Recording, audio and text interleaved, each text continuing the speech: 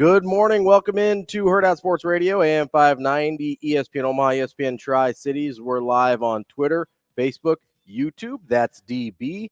I'm Ravi Lulla, live from the Pillar Exterior stage. DB, what's up, buddy? What's up, my man? How we doing? Oh, you know, just You're short a couple drinks.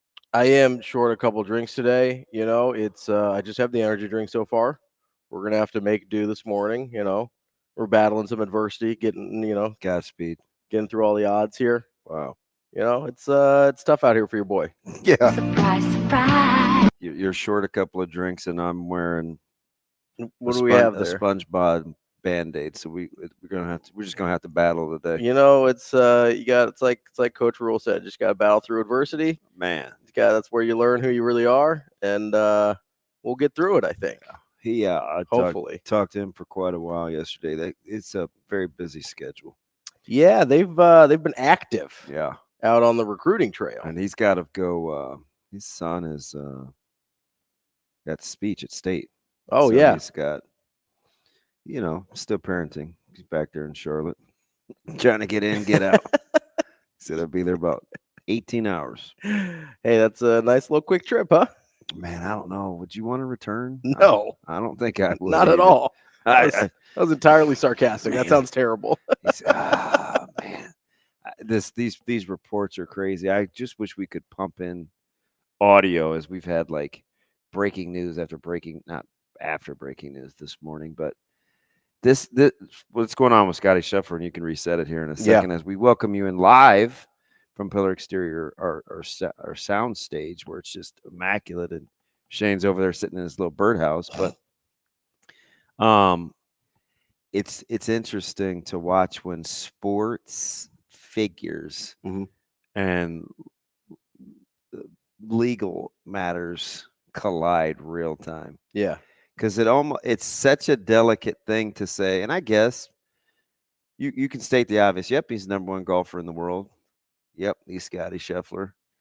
I'm not sure what that's going to have to do in the grand scheme of things when you're relaying the story. I'm not sure how that's going to come off. So let me offer this. Is it for people that, I mean, like, so if you don't pay any attention to golf, like, do you maybe not realize it's a big deal that it's Scottie Scheffler? Like, if you haven't watched golf, not since so much that. But how about if you're just a police officer trying to do his job? Do you care that it's Scottie Scheffler? Well, apparently this one did not. Well, I don't think he should, though. I don't either. So that's what I'm saying. It's like, but when you're reporting it, then the general public is going to care that it's Scottie Scheffler, right? Sure, yeah. That's part of the draw. Yes. That's part of the that's why it's a story. That's why it's a story on ESPN. Because if it's, I don't know, pick a guy, pick Tony Finau, good Yeah. golfer. No, I think But- not any, but a lot of golfers, Mhm. I think would warrant this. I'd say anybody in the top 30. Maybe. It could be Justin Thomas, and he's not in the top 30. Yeah, but people know Justin Thomas more than they know. Like, there's some like if it was what was our guy? Gim that was Yeah. that was playing really well yesterday. The Gim Reaper. Yeah, like no one knows who that is really unless you're really into golf, even though he's a good golfer. That would probably be a better one. And Yeah, so Finau's a bad one. But I'm trying to come up with a random golfer name off the top of my head. But let's say it's Gim, right? And he had a really good day yesterday. You'd probably have to give a lot of context for people to even know that was a person and like that they should be reporting about compared to Scheffler, or even like a Xander Schauffele who played really well yesterday. So I could see this from both sides, because to reset the story, at least it's as much as we know, it's fairly fluid. He apparently tried to go around what would be like a blockade. Yeah, right. And he drove on the median. And the blockade was there because there had been an accident earlier, not related to him. Yeah, that part is after. Like I'll get to that part in a second, sure. Because if he would have known that, I'm sure he doesn't do. Yeah, I don't want to talk real time as though he knows what's going on in real time. So we're afforded the luxury of getting the scene set after, right? Because he's got a tee time, which there's no way I don't think he can make. He's scheduled to go at 7:47. Well, I guess we don't know is he still being yeah, detained? he's still detained. Okay, so As far as I know, when I pulled in, right. So that's where you have I know they pushed everybody's tee times like an hour and a half, hour 20, yeah, because you can't because nobody can get in. You can't get to Valhalla, right? So I don't think they did that specifically for him. It's more of an access for everyone issue, right? But I don't know. Like, obviously, you're not supposed to clear police blockades. I don't know what he's done would continue to have him be detained unless there's more to the story. You know what I mean? So it could just be like a procedural thing. Well, I'm sure is there a move over? If there's a move over law, yeah, I don't know. Clearly violated that in Kentucky. I don't know. But the thing about it is I'm just going by the descriptions, right? So the car drove coming from Jeff Darlington of ESPN. The car drove another 10, 15 yards. Yeah. On the median with somehow the officer attached to the vehicle. Yeah, that sounds like the police officer jumped on the vehicle. Like, hey, stop. Yes. See, and right then for the car to keep moving, like that's a problem. Yep. I don't care if you're. Yeah. That's going to be a problem. Yeah. Right. And so.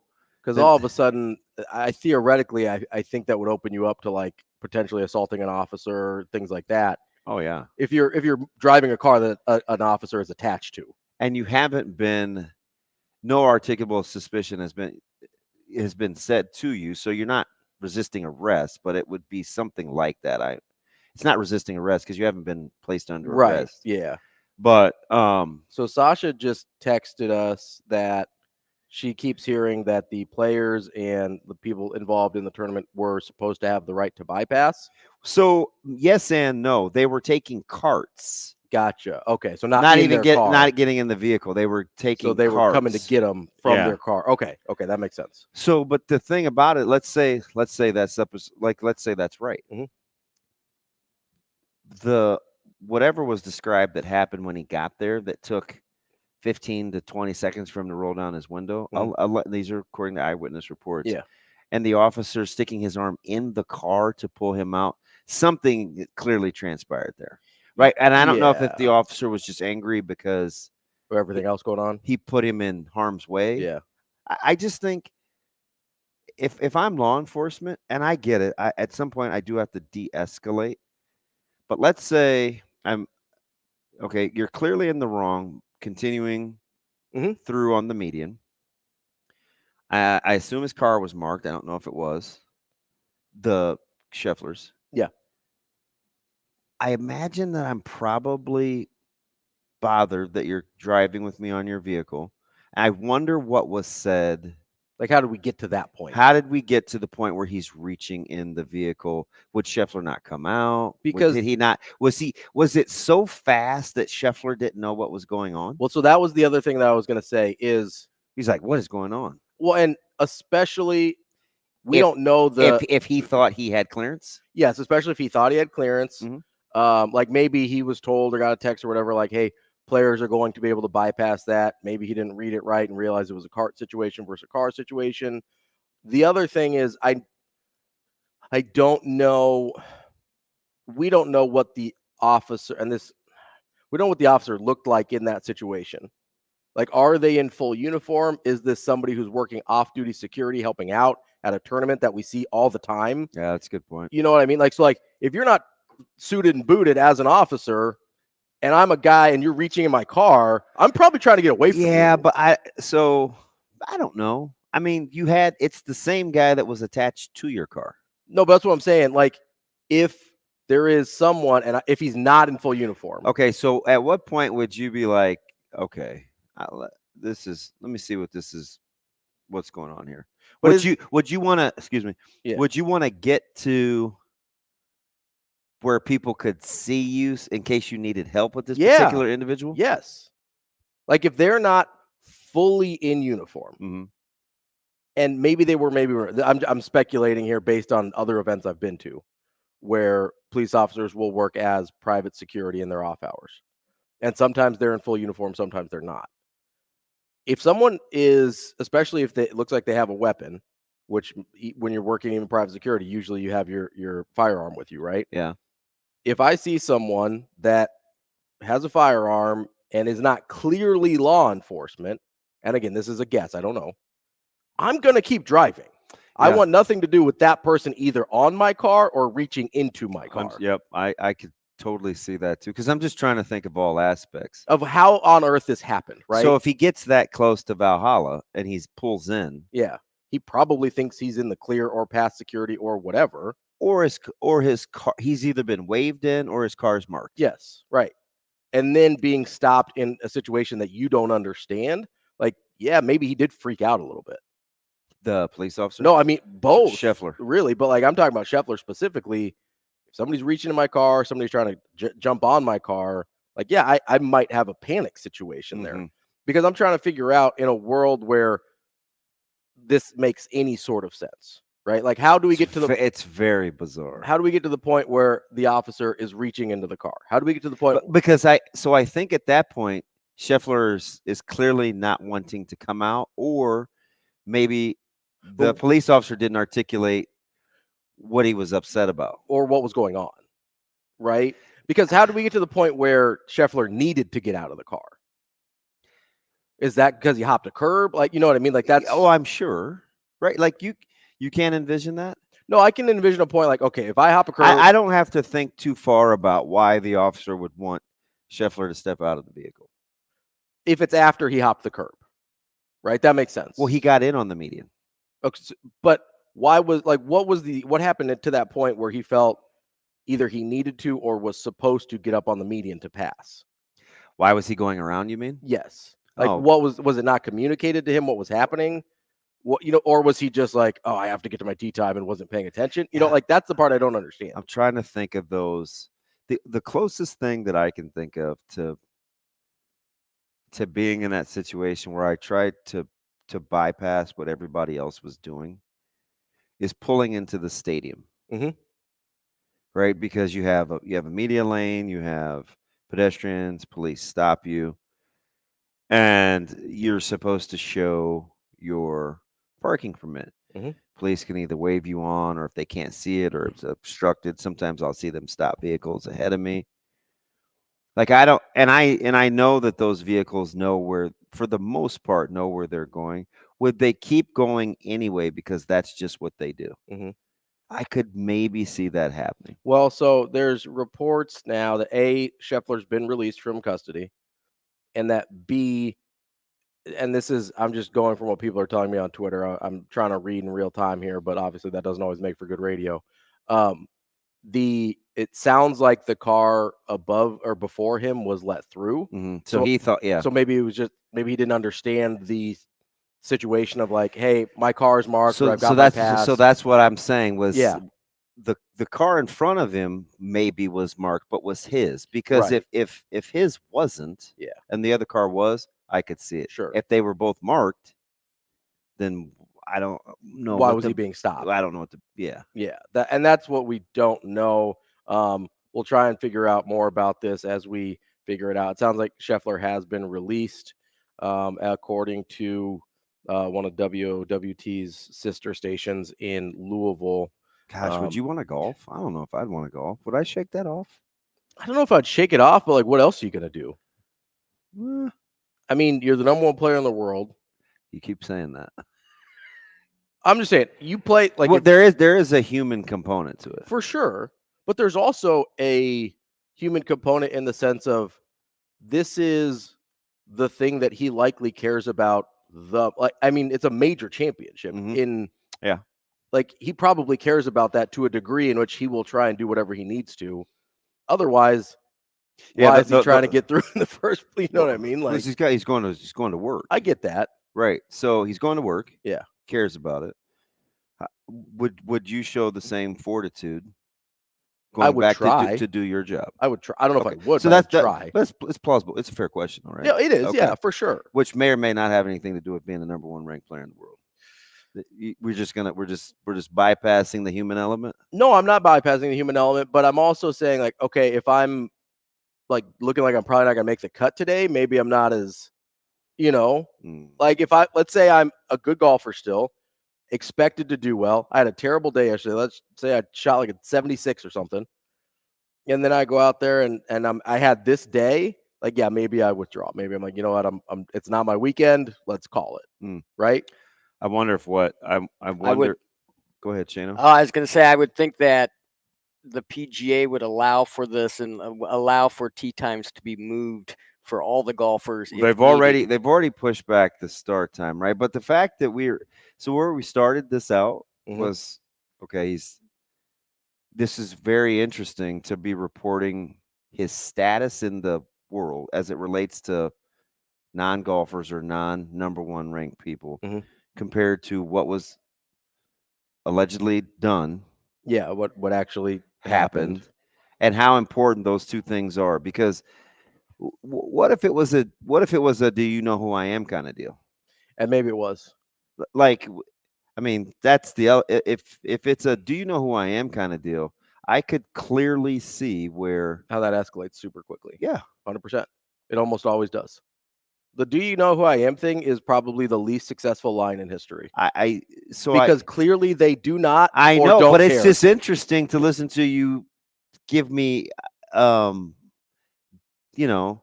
things that could have happened, and we keep going back to status. See, I think that's one thing that aggravates law enforcement to no end. So I'm talking about status in the reporting, more so than the actual incident, right? No, listen to what I'm telling you. Sure you are, but it all describes situationally his place in the world, which is probably what he's thinking too. Sure. So when we're talking about it, like, and again, I get the attention to and why he's important. Like if his name was John Smith, we're probably still not doing this, although it would be an interesting story. It would just be, probably on the bottom line or patron tries to get through blockade. I mean, because all the while, like the police officer could truly be saying to themselves, in his or her head, listen, there's a fatality. Like someone has died. Right. And it's possible, again, because and whether Scheffler knew that or not, we don't know. Whether he knew that or not is inconsequential. If he knew it, it's even worse. If he didn't know, you can't want him to think how the police officer's thinking, because the police officer does know. So if we're going to take what he's thinking into account, Scheffler, we have to also take what the police officer is thinking into account. Well, and it's entirely possible because. So I'm not so sure that part is super important, especially because you can't have it both ways. If the car ahead of him got in and he knew, you're being dismissive of the job that they were. You could be perceived as being dismissive of the job that they were trying to do while you're driving with him on your car. Because if that's what happened, right? Yeah. They keep saying attached. I don't know what that looks like. Maybe the guys, because when I say attached, I don't really know what that means. I assume it means jumping or like holding onto the car. It could just mean that he kept. Like, is it possible that Scheffler was trying to just roll through and then the officers stuck their arm in the window? Because that would be sort of attached to the car, right? Yeah, but the arm didn't go in the car as I'm reading this reports until he wanted Scheffler to step out of the car. Okay. So I think it is fair to both wonder what Scottie Scheffler knew versus because the guy that the people that they're showing on the car, like the footage they're releasing, like that guy is in a neon coat. So is he security? Was he police? What's underneath? Right, that's what I mean. Like if some random dude, whether that's not clearly an officer, and it's like, okay, even if he's not random in the sense of a stranger, but somebody that's security versus law enforcement, that distinction matters. Yeah, 100%. I could see the confusion for Scheffler, for sure. Let's get to, I assume Michael Severe here has it's got an apostrophe in it. I know, right? There might be other Michaels out there, but Michael Severe has some police context for us here. What's going on, Michael? Hey, what's up? This is quick story time. So, I used to story time with Michael. Story time with Michael. Peanut butter jelly time. That's how your whole music sounds to me too. So I'm going to work and I get a call on the way to work saying, "Hey, there's a code 4. Somebody was shot. it happened at this convenience store in South Omaha. I need you to get over there. I'm like, okay, cool. So, of course, immediately I start driving a little bit faster. And you know that little Robert's Dairy over there off of Cummings? Yeah. There's a little light. It's where I get right on the between interstate on there. 24th. Yeah. Exactly. So right after the entrance, there's a little light there. And I didn't see it. I literally did not see the light. So I run through the light, and I get to the light, and man, just cherries are going up behind me. 2 police cars. And they come flying behind me. I immediately pull over, of course. Well, after a little bit, I didn't see them. I'll admit, it's 2:30 in the morning. I wasn't paying attention as well as I should have. Anyway, so I pull over finally. They get up there. They come. You get out of the car. Look. So finally, I get out of the car. Guy walks up to me, and he's like, Severe, what the hell are you doing? And I said, well, there's this code 4. This guy got shot over here off of 30th Street. And he's like, he did? I didn't hear that. And they gave me an escort to the actual event because they wanted to get the reporter there faster because we had conversation. We had communication. I told him what I was doing. He realized who I was, why I was going there. I had a good excuse for hitting the light. And that's what you need. We need communication in this world. And I guarantee you, no one stopped to have some communication with Scottie Scheffler. That's why he was in the back of a police car. Okay, but wait, though. So who's that on? Because Scheffler's thinking, I got to go to work. The officer's thinking, I've got a fatality. It's always on the cop, Damon. The number one thing police officers have to do, and they'll tell you this, is de-escalation. They have to communicate with the person they're talking to, de-escalate the situation, and try to get the... You know what? A cop will tell you this. The last thing you want to do is more paperwork. Okay, but how did we get whatever you can do to avoid paperwork. When was he going to talk to him if he's like, how'd we get from being on the median to him being attached to the car, though, right? First of all, I don't know why any human being would try to attach himself to a moving vehicle. Unless you think you're Superman or sort of X-Man or something, you shouldn't be attaching yourself to a vehicle. You're going to get that car. He's not getting away. He's going into the property, right? Yeah. So there's no reason to physically try to stop a 2,000-pound car. It's stupid. But once he gets him out of the car, he's like, where the hell are you going? I golf here. I'm in a courtesy car. My name's Scottie. Give him his ID. He's got a tour card. And then after that, you figure out, hey, you shouldn't have gone around this. You tell him this, and then you go on. You move on. It's a non-story. That's what it should have been. Gotcha. It shouldn't have been to this point. And now Louisville PR people are having to deal with this. The PR person for the police department having to deal with this. It's going to get to the mayor's office. Everybody's going to be in hot water over this, only because someone didn't have a conversation and de-escalate the situation. That's Michael Severe. We appreciate it, Michael, and appreciate the context there, bud. All right, thanks, Mike. We'll be back with more Hurrdat Sports Radio.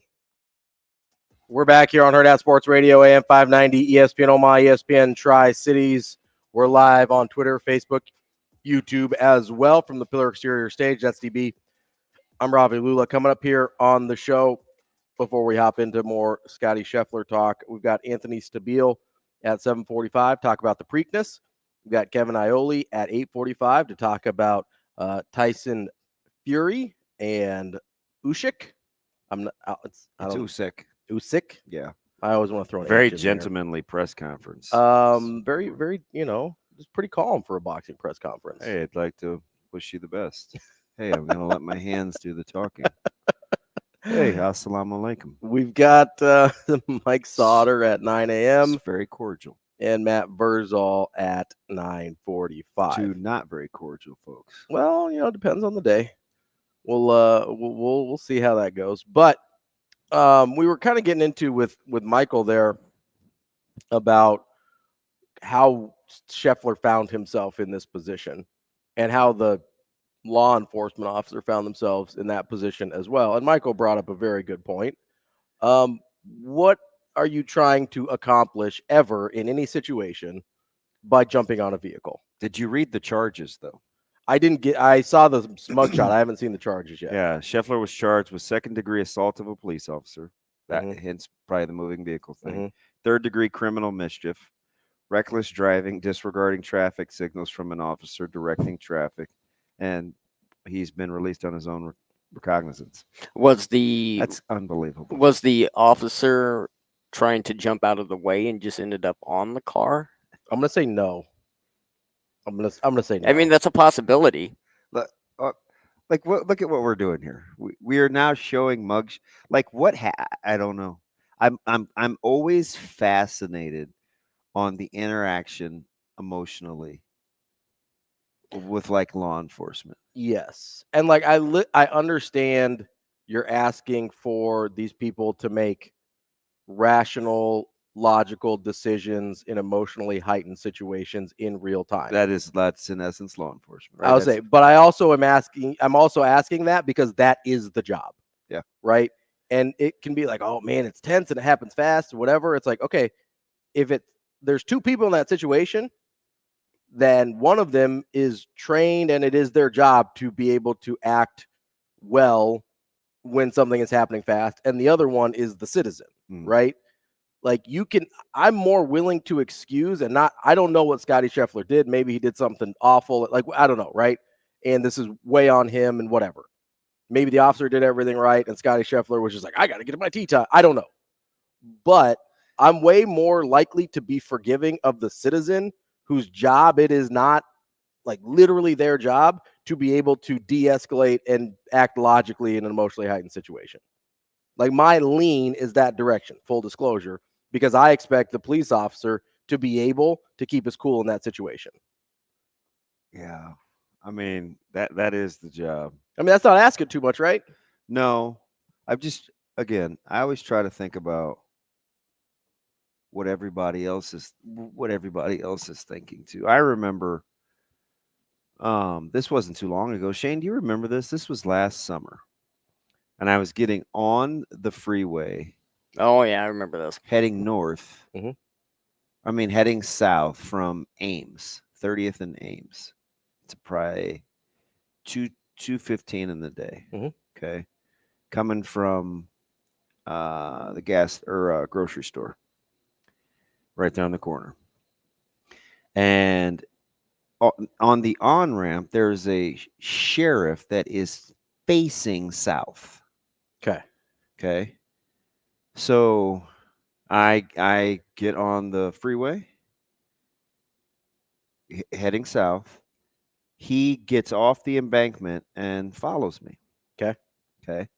I never told this story like the full story, but I did tell brief, like something just was weird. So by the time I got to what would be the Lake Street exit, and I went back and timed it. It's about 19 seconds. Okay.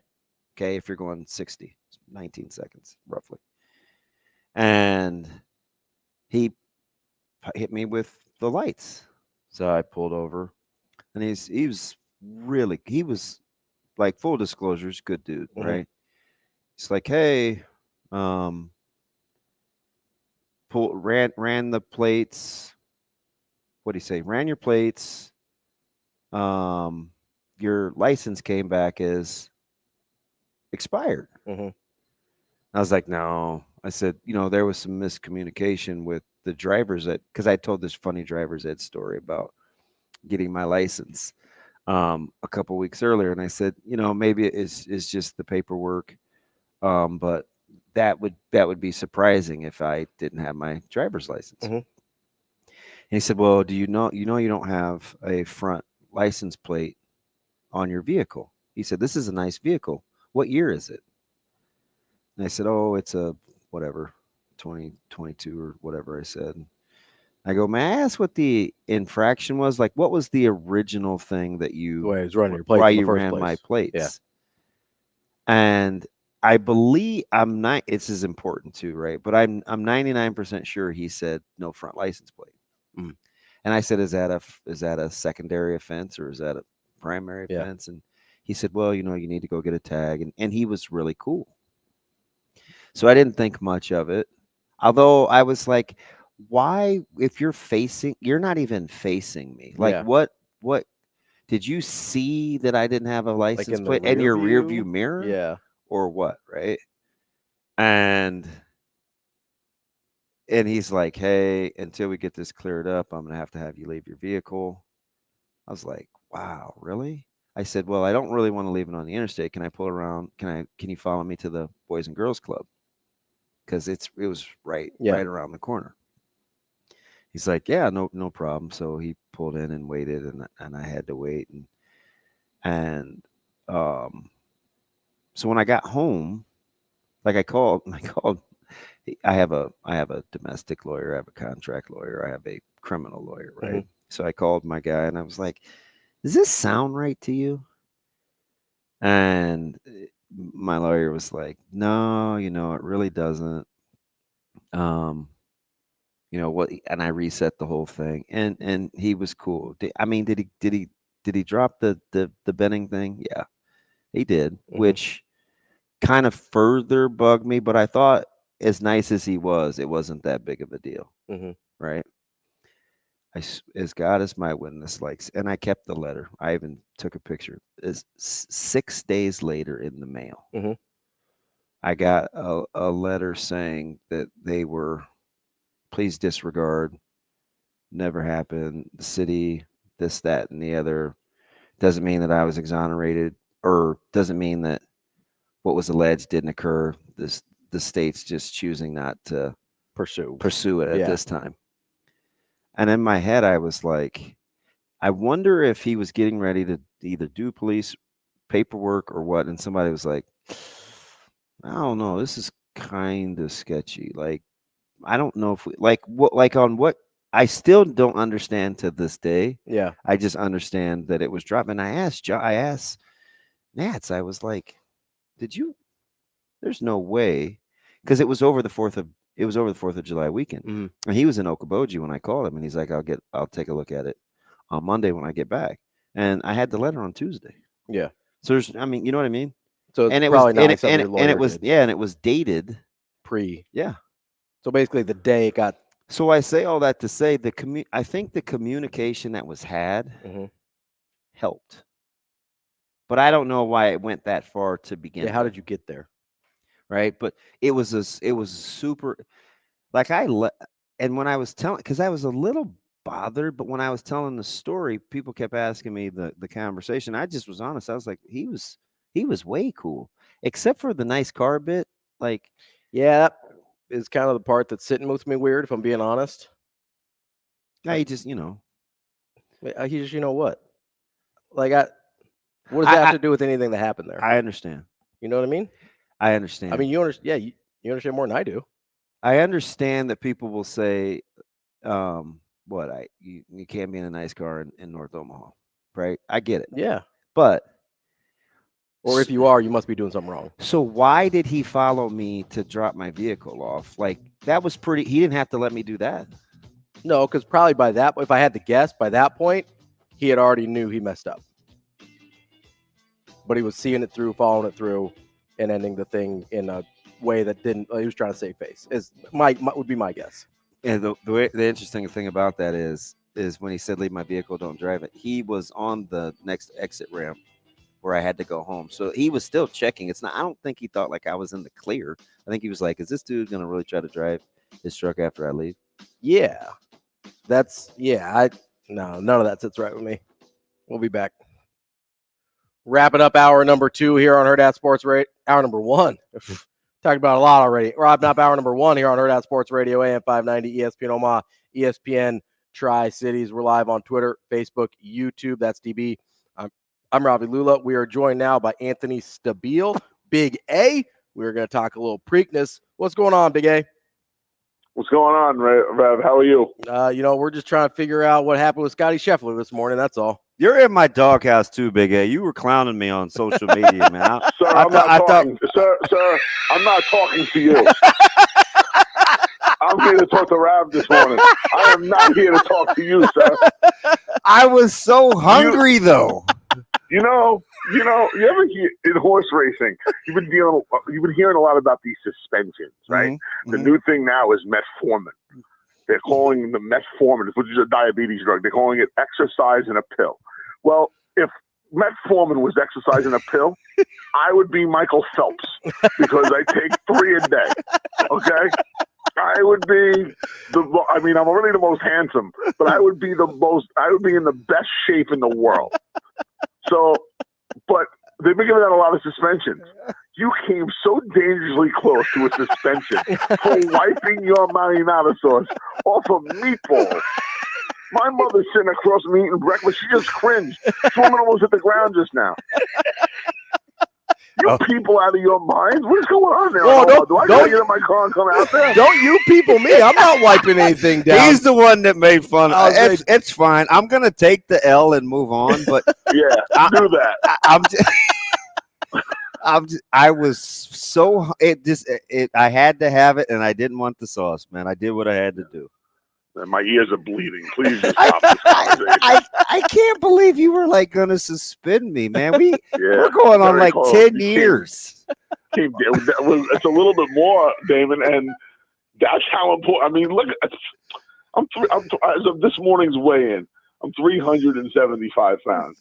You know how important 99 sauce is to me.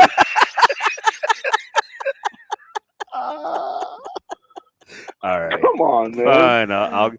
I'll do better. I'll be better. It's the one and only Big A we're talking about. At some point, we're going to talk about horse racing. The best. That's okay, though. Okay, so I do have a question here. Your Metformin comment got me thinking a little bit here. So I know they call it exercise in a pill. What exactly do they think that does for the horse in this situation? So I never try to beat around the bush. I didn't do enough research into this. I just saw the exercise in a pill comment. Okay. And a horseman who I really, really respect. We were talking about. I was over at Aqueduct yesterday, so I'm calling the races at Finger Lakes now, which is in upstate New York, right outside of Rochester. And then I still, as a fan, go to Aqueduct and stuff, and trying to buy and sell some horses down here. So I was poking around about it yesterday because there's been an influx of these. Mm-hmm. I think there's been 7 positives for the metformin, and they're tracing. The drug tests in horses are literally for nanograms. So I'd like to give people the benefit of the doubt most of the time. If you're a groom, I think I read something yesterday where 35 million Americans are on metformin. So that's about 10% of the population here in the United States. If one of your grooms, so that's 1 in 10 people, right?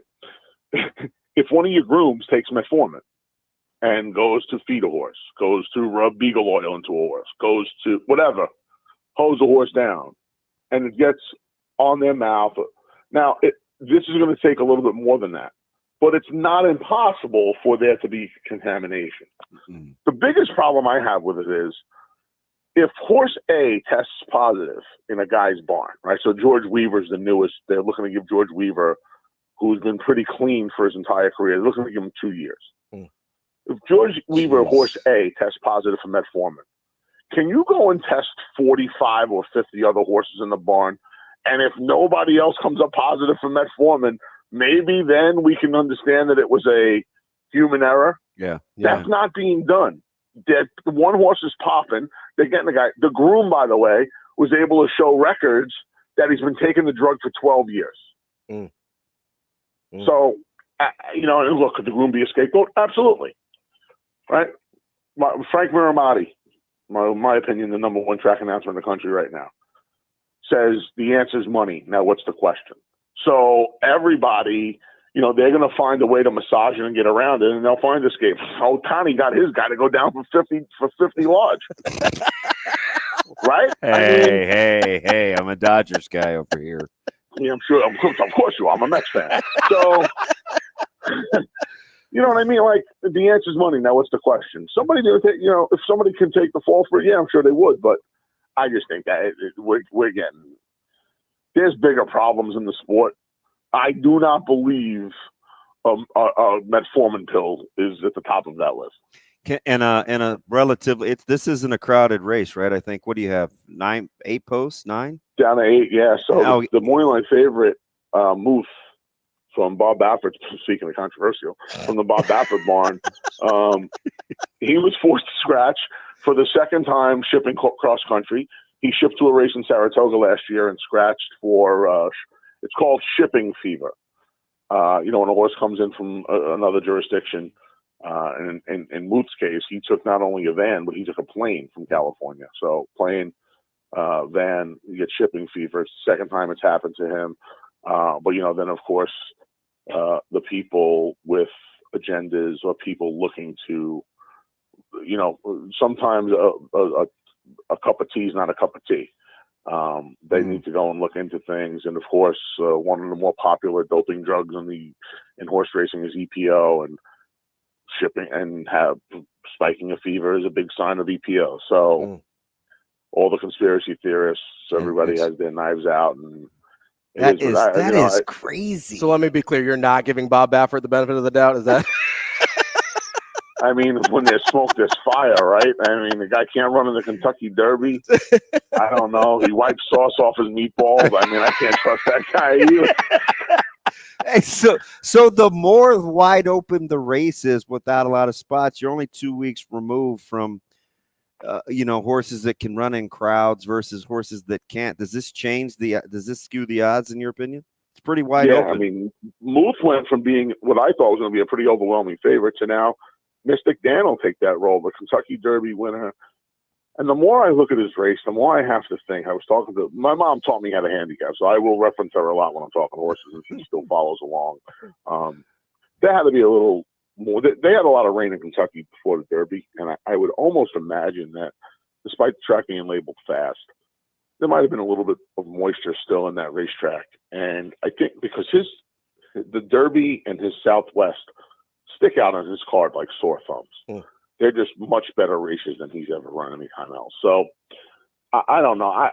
If he got a great trip in a race that's always full of tough trips because of that crowd that you mentioned, Damon. Yeah.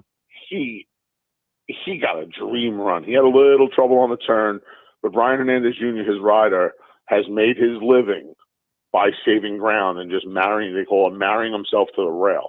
So that's the kind of trip this guy gives all his horses, and it worked, right? If he doesn't get through and he almost gets put over the fence going into the final turn, he's the scapegoat. Well, now he's the hero at that ride because he had two horses hit their noses on the line with his in a thrilling final furlong of the Derby. Then he's the scapegoat, and he's a well-beaten third or probably even fourth if he doesn't make. He could have been off the board if he doesn't get through.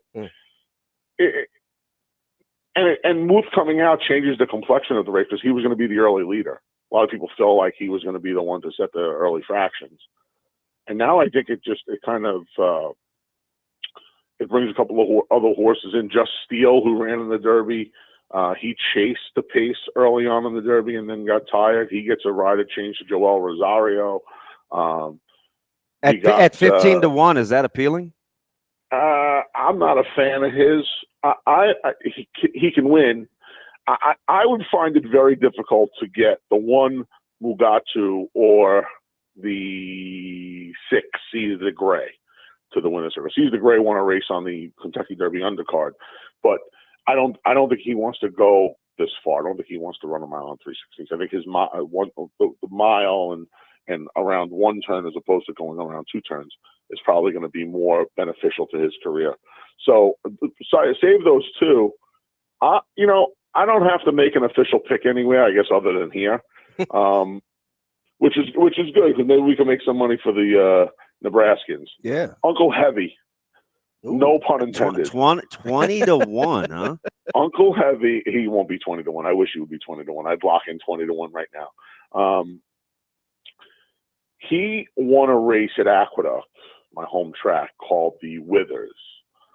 And after the day of the Withers, there was an equine herpes, insert joke here, positive, and that's not really a funny thing, but there was an equine herpes positive, and when that happens, barn areas get shut down. So he won the race at like 2 o'clock. They announced this herpes outbreak. He couldn't go back to his Pennsylvania place called Parks. He wasn't allowed to ship back in because equine herpes is very contagious. So he had to go to a farm at the trainer's best friend. He went to his farm for 3 weeks. He missed some training. He wasn't able to run in the next prep race. And then he ran in the ultimate prep race here for the Derby. It's called the Wood Memorial. And he had this awful wide draw. And at Aqueduct, when you go 9 furlongs, which is a mile and an eighth, the start of the race is almost on the first turn. So you get slapped with that first turn in the face from the 12 post. He gets a huge rider upgrade to the best jockey in the country, a Rabbit Jr. He's going from a kid in Philly, from a not a good rider in Philly to the best rider in the country. So he's going to be 12-1. I don't trust Mystic Man as far as you guys can throw me. So I'm going to take a little shot with Uncle Heavy. The horse I picked in the Derby, Catching Freedom's back. They said he was training so well, so he ran him back. I don't know if I want this horse off short rest, but I'll throw him in because I just don't want the horse to beat me, that I bet in the Derby to beat me. I'll probably use Uncle Heavy with the number 2 is Uncle Heavy with the 3 Catching Freedom, the 9 Imagination, that's the other Bob Baffert horse, and the 5 Mystic Man. There you go. Let's get paid. That's Anthony Stabile, Big A. We appreciate you, buddy. Thanks, buddy. We'll talk in a few weeks for the Belmont guys. Good luck, everyone. You got it. Kicking off hour number 2 here on Hurrdat Sports Radio, AM 590, ESPN Omaha, ESPN Tri-Cities. We're live on Twitter, Facebook, YouTube. That's DB. I'm Ravi Lulla here on the Pillar Exterior stage, and reminding you to go to either supernovas.com or provolleyball.com and get your tickets for the championship match tomorrow at 3:30, CHI Health Center. Your Omaha Supernovas are playing for the first ever Pro Volleyball Federation championship. If you were at the semifinals on Wednesday, you know that it was an electric atmosphere with Omaha coming back from a 2-0 deficit, getting that reverse sweep in resounding fashion. And it's a lot of R's. Reverse sweep, resound. I don't know. My name starts with an R. I like the R's. But hopefully the Supernovas can get a W on Saturday, and you can be there to witness it as well. Supernovas.com or provolleyball.com for your tickets to the championship. How you doing? I'm good. You good? Yeah, I'm good. I'm still. So I'm just. That's obviously a screenshot of a website, right?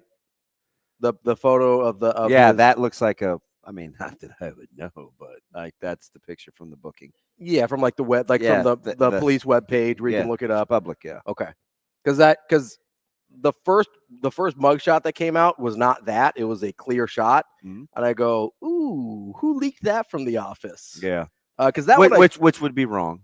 Yeah, but it's public record. That one is the first one I saw was a lot clearer than a screenshot of a website. It's all over now. Yeah, it is. I mean, 2nd-degree assault, 3rd-degree criminal mischief, reckless. So there's one of two things that it's happening here. Either Scheffler really bleeped up, right? Like which again, we've talked about the situations where that could have happened, but to get a 2nd-degree assault of an officer. Can I just say, yeah, so I know in the beginning it sounded like I was going to be on the police officer side. I think you were just trying to give the perspective because I think you could tell I was going to be on the other side. Yeah, the reason that the lean on why I felt like he probably did something he shouldn't have done. And don't get me, I mean, hear my heart. I'm not saying police officers aren't capable of being irrational.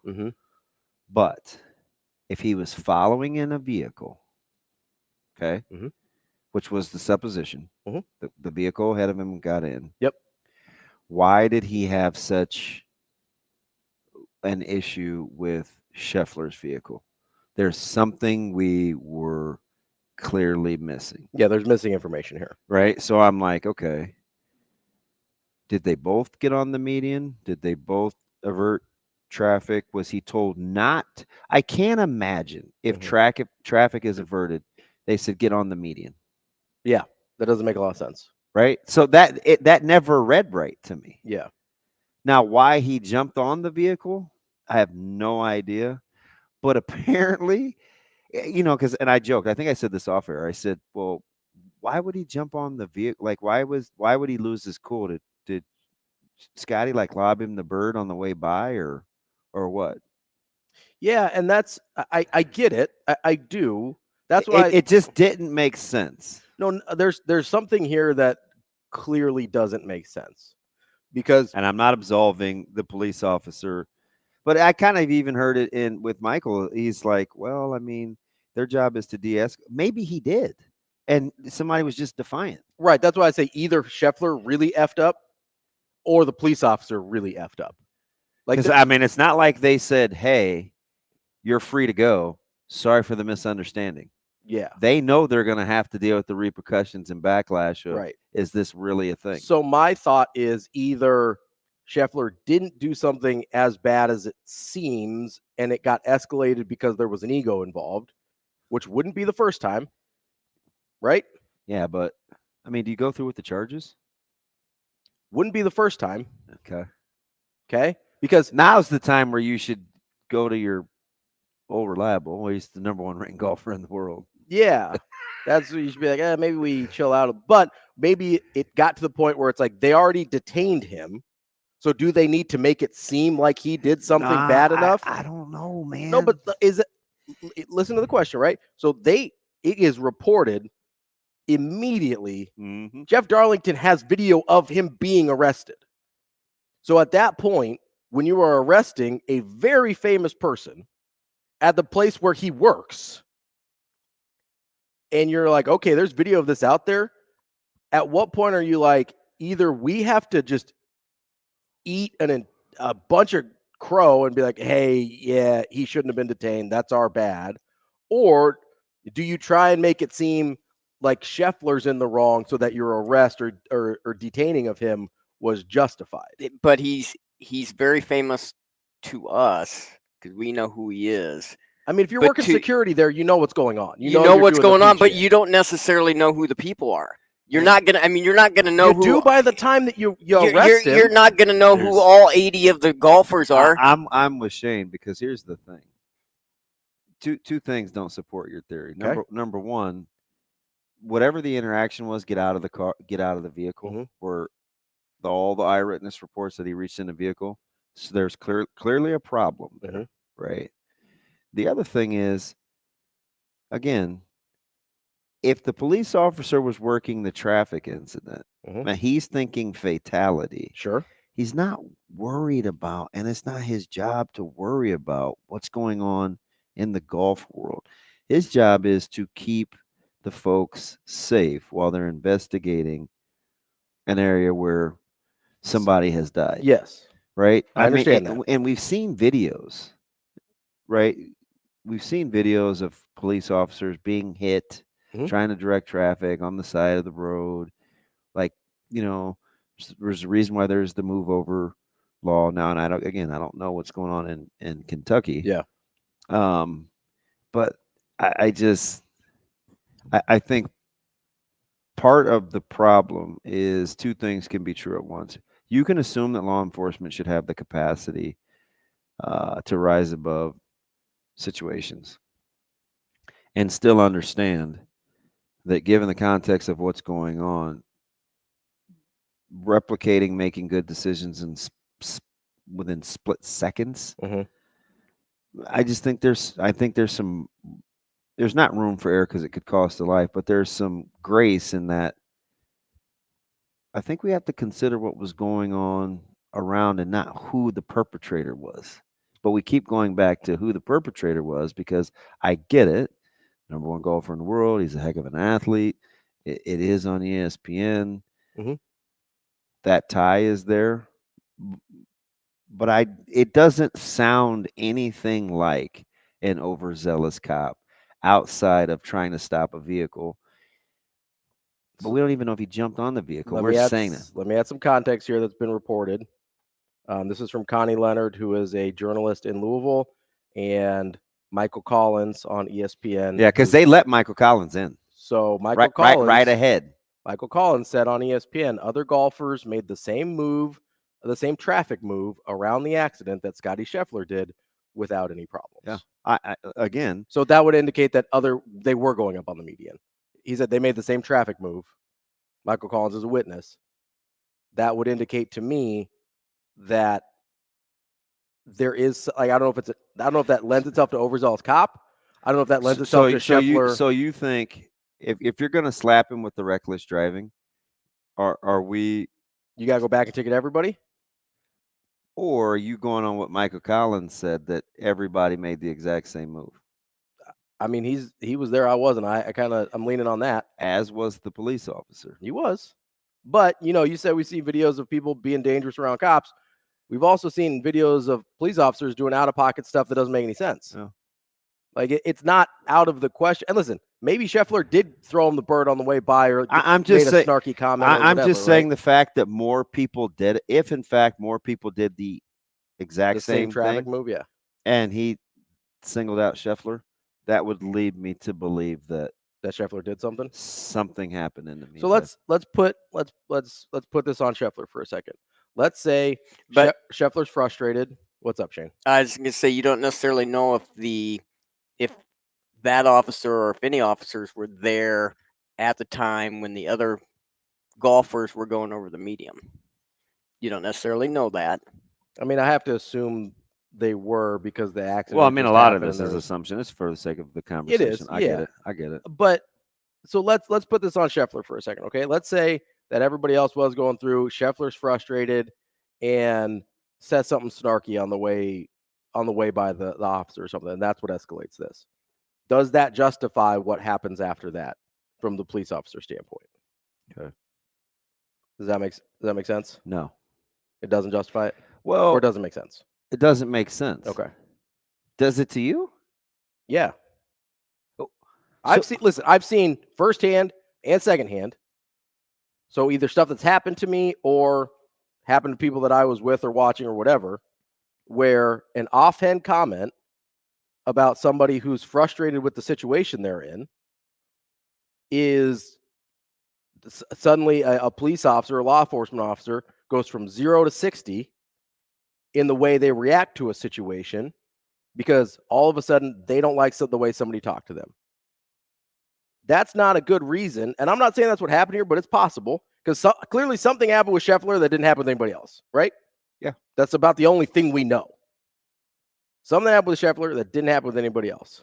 I have a hard time believing, maybe I'm wrong, but if we're hearing from witnesses that everybody else was making the same traffic move, I have a hard time believing that whatever Scheffler did, unless he's flying through there at like 45 miles an hour, it's like it's the same traffic move, but he's doing it at a high rate of speed. I have a hard time believing he was doing anything that was putting the officer in any more danger than anyone else was. Well, he did get the reckless driving. Yeah, I get that. He's also the only one that was stopped. Yeah, but what if he was stopped because of the speed in which? Entirely possible. Because it, again, this is speculation, but let's say Collins and his guys. Mhm. I mean, because that was reported early. Hey, they got in right ahead of them. Mhm. You know, Scheffler had the early tee time. Yeah. Collins is quote unquote just working. Yeah. So maybe there was a little heightened panic for Scheffler. For Scheffler. Sure, yeah. I get it. I've been in here where I'm a couple minutes later than I want to be, and I'm moving a little quicker than I normally do. Right. I get that for sure. So maybe that's where the reckless driving came in. Or maybe it's something they hit And him. listen, I've had two of the I've had two very non-pleasant experiences Mhm. with law enforcement in the last 4 years. Mhm. But I've had several more where it's like, hey, I mean, I got yelled at for crossing the street at the CWS, right? Just to hand off some tickets, Yeah. right? I got pulled over leaving first time at 9:00 at night where a guy drops a Blackberries reference on me, right? Like, Mhm. like that stuff's not. So I get it. I get what you're saying, but I've got 50 positive stories. I mean, half my guy, like, what I'm saying with this is, if you're gonna go to the everybody else was doing it, why me? Then somebody's got to tell me why what happened to the why. There's me? there's a variable that we don't understand. Yeah. Now, my question is, and what the kind of the point that I was getting at was, a lot of times that variable that turns into a situation like this is not a good enough reason. Oh, but that is such an assumption. Why can't you err on the side of, like, why do you have to be, why does it have to be one or the other? Why can't we just say something occurred? Why do we minimize it or maximize it? Like, what if he was simply just going faster, or he drove in such a way that the other cars weren't driving? Sure. Why does it have to be? Because it has to be. Doesn't sound like a very good. Like, I'm not saying it has to be. I'm not saying it has to be. I'm trying to give, because we've given those examples. I said, okay, the reckless driving, maybe he was doing that same maneuver, but way too fast. Maybe he was doing something these other people weren't doing. But I also want to give the other side of that maybe he didn't do anything that he justified did something so petty that it escalated to this. Okay. Like I think we have, if we're gonna say this could be on Scheffler, we have to say it also could be on the police officer, right? Or what I like to do is we take the names out of it and we look at what actually happened. Sure, that's fine. That's what I like to do, because you're not always going to get the benefit of the doubt, and that's not how you want the law applied. No, I don't.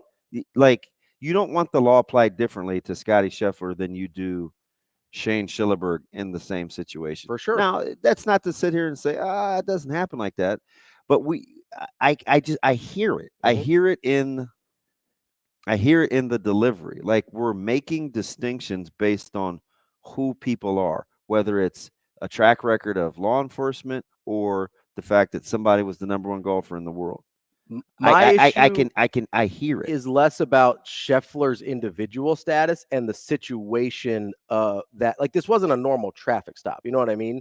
Like, this wasn't a situation where he's on the interstate or whatever, right? Like, this is a very specific circumstance where, first of all, and the attaching yourself to the car or whatever sounds like he jumped on a car. Again, we don't totally know what happened there, but Scheffler's going into the club. Why was that necessary?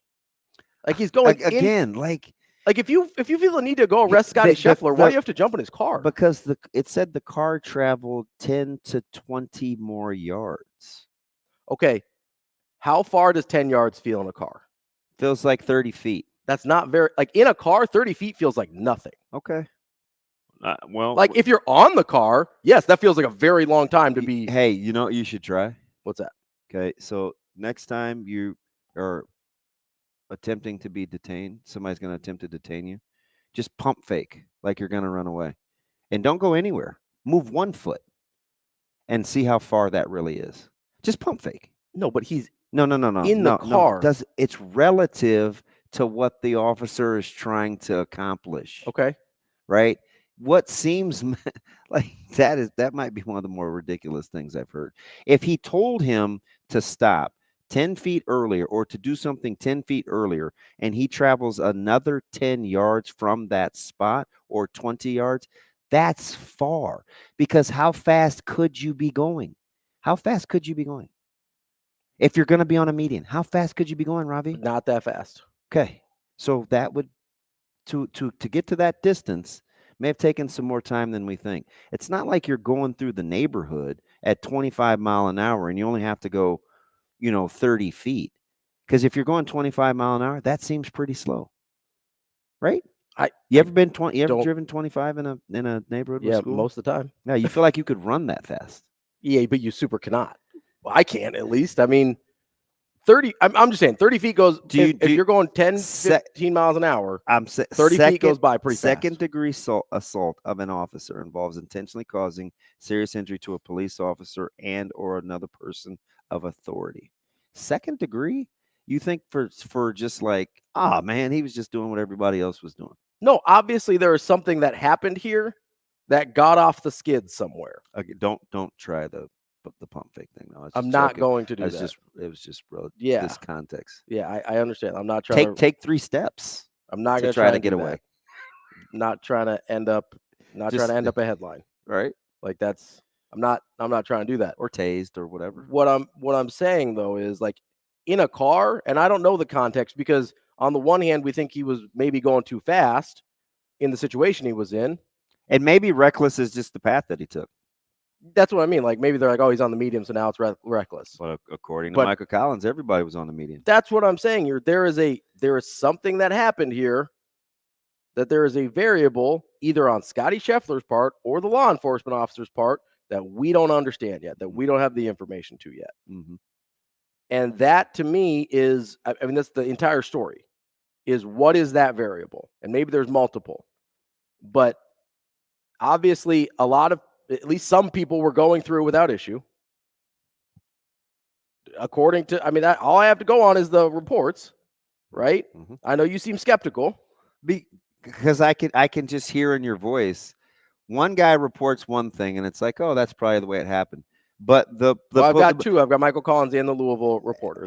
And police could Mhm. be reporting it another, and it's like, I'm a little skeptical. Well, I haven't heard anything from police that other people weren't doing Well, this. they don't speak on. I understand that, so I have nothing else to go on but the reports. Okay, I just it's just met with it's just met with skepticism. I assume that at some point the police will have a press conference about this issue. No, I get what Michael's like. I understand what he's saying. He's like, yeah, the second degree. I get it. It has to be labeled something, but with with either But the cams, intentional is not great. Of the second degree, the intentional is with bad. cams and eyewitnesses. Like, I get it. I can pit what actually happened versus what the charge is. Like, I've been there. Like, I Yeah. like well aware of what they are, and they may not hold, but to go through with multiple charges the way that we're like a guy who's just trying to get to the golf course seems it seems strange even if other people were also trying to do the same thing too. It just doesn't. So I think it's totally reasonable to say maybe Scottie Scheffler did something he really was not supposed to be doing. Fair? Yeah. Is it also, I mean, have you also seen a situation? I have, but I don't have to entertain both. But if we don't know what the variable, how do you not entertain both? Because that's my question. Listen, hear my heart. This isn't about being right. It's about getting it right. So I can entertain lots of things from reading a report. I don't have to take a stance, right? It's possible to have a very intellectual conversation without having to take a stance because I'm simply not there. It's not like I get to watch something and then express an opinion. So I'm not interested in like being right about whose fault it was. So when I talk, I look for solutions. I don't want to prove my point because I really don't have one except for it could have been this, it could have been this. This is interesting. Something doesn't mean right. I'm not interested in painting anybody in any sort of light when I have this conversation. So I bristle up when I hear it because I can hear it. I'm not trying to paint anyone in any light. I'm trying to give multiple vantage points of what I think people may have been thinking real time. Like, you're not ever going to hear me say, oh man, 10 yards, that wasn't very far, man. That seems kind of see those are leading statements. Like, I want my theory to be right when I'm talking to everybody else. No, I bring it up and we're it's just a different way to have the conversation. I brought up the 10 yards thing because you kept going back to it. In a car, 10 yards doesn't seem like very far to me. Maybe I'm wrong. That's fine. But in a car, 10 yards doesn't seem like a long way to me. Yeah. Like, that's just in my, I mean, and honestly, total full disclosure, it's from looking at my GPS and 100 feet comes up on me before I even know it. Yeah. Like, that's my context for this is that happens fast. And I'm not trying to choose one side or the other. I don't know how many times I've said, like, hey, this could be a situation where Scheffler definitely bleeped up. Like, but if that's the case, I also have to consider that the opposite is true. Like, one of those two things to me has to be true.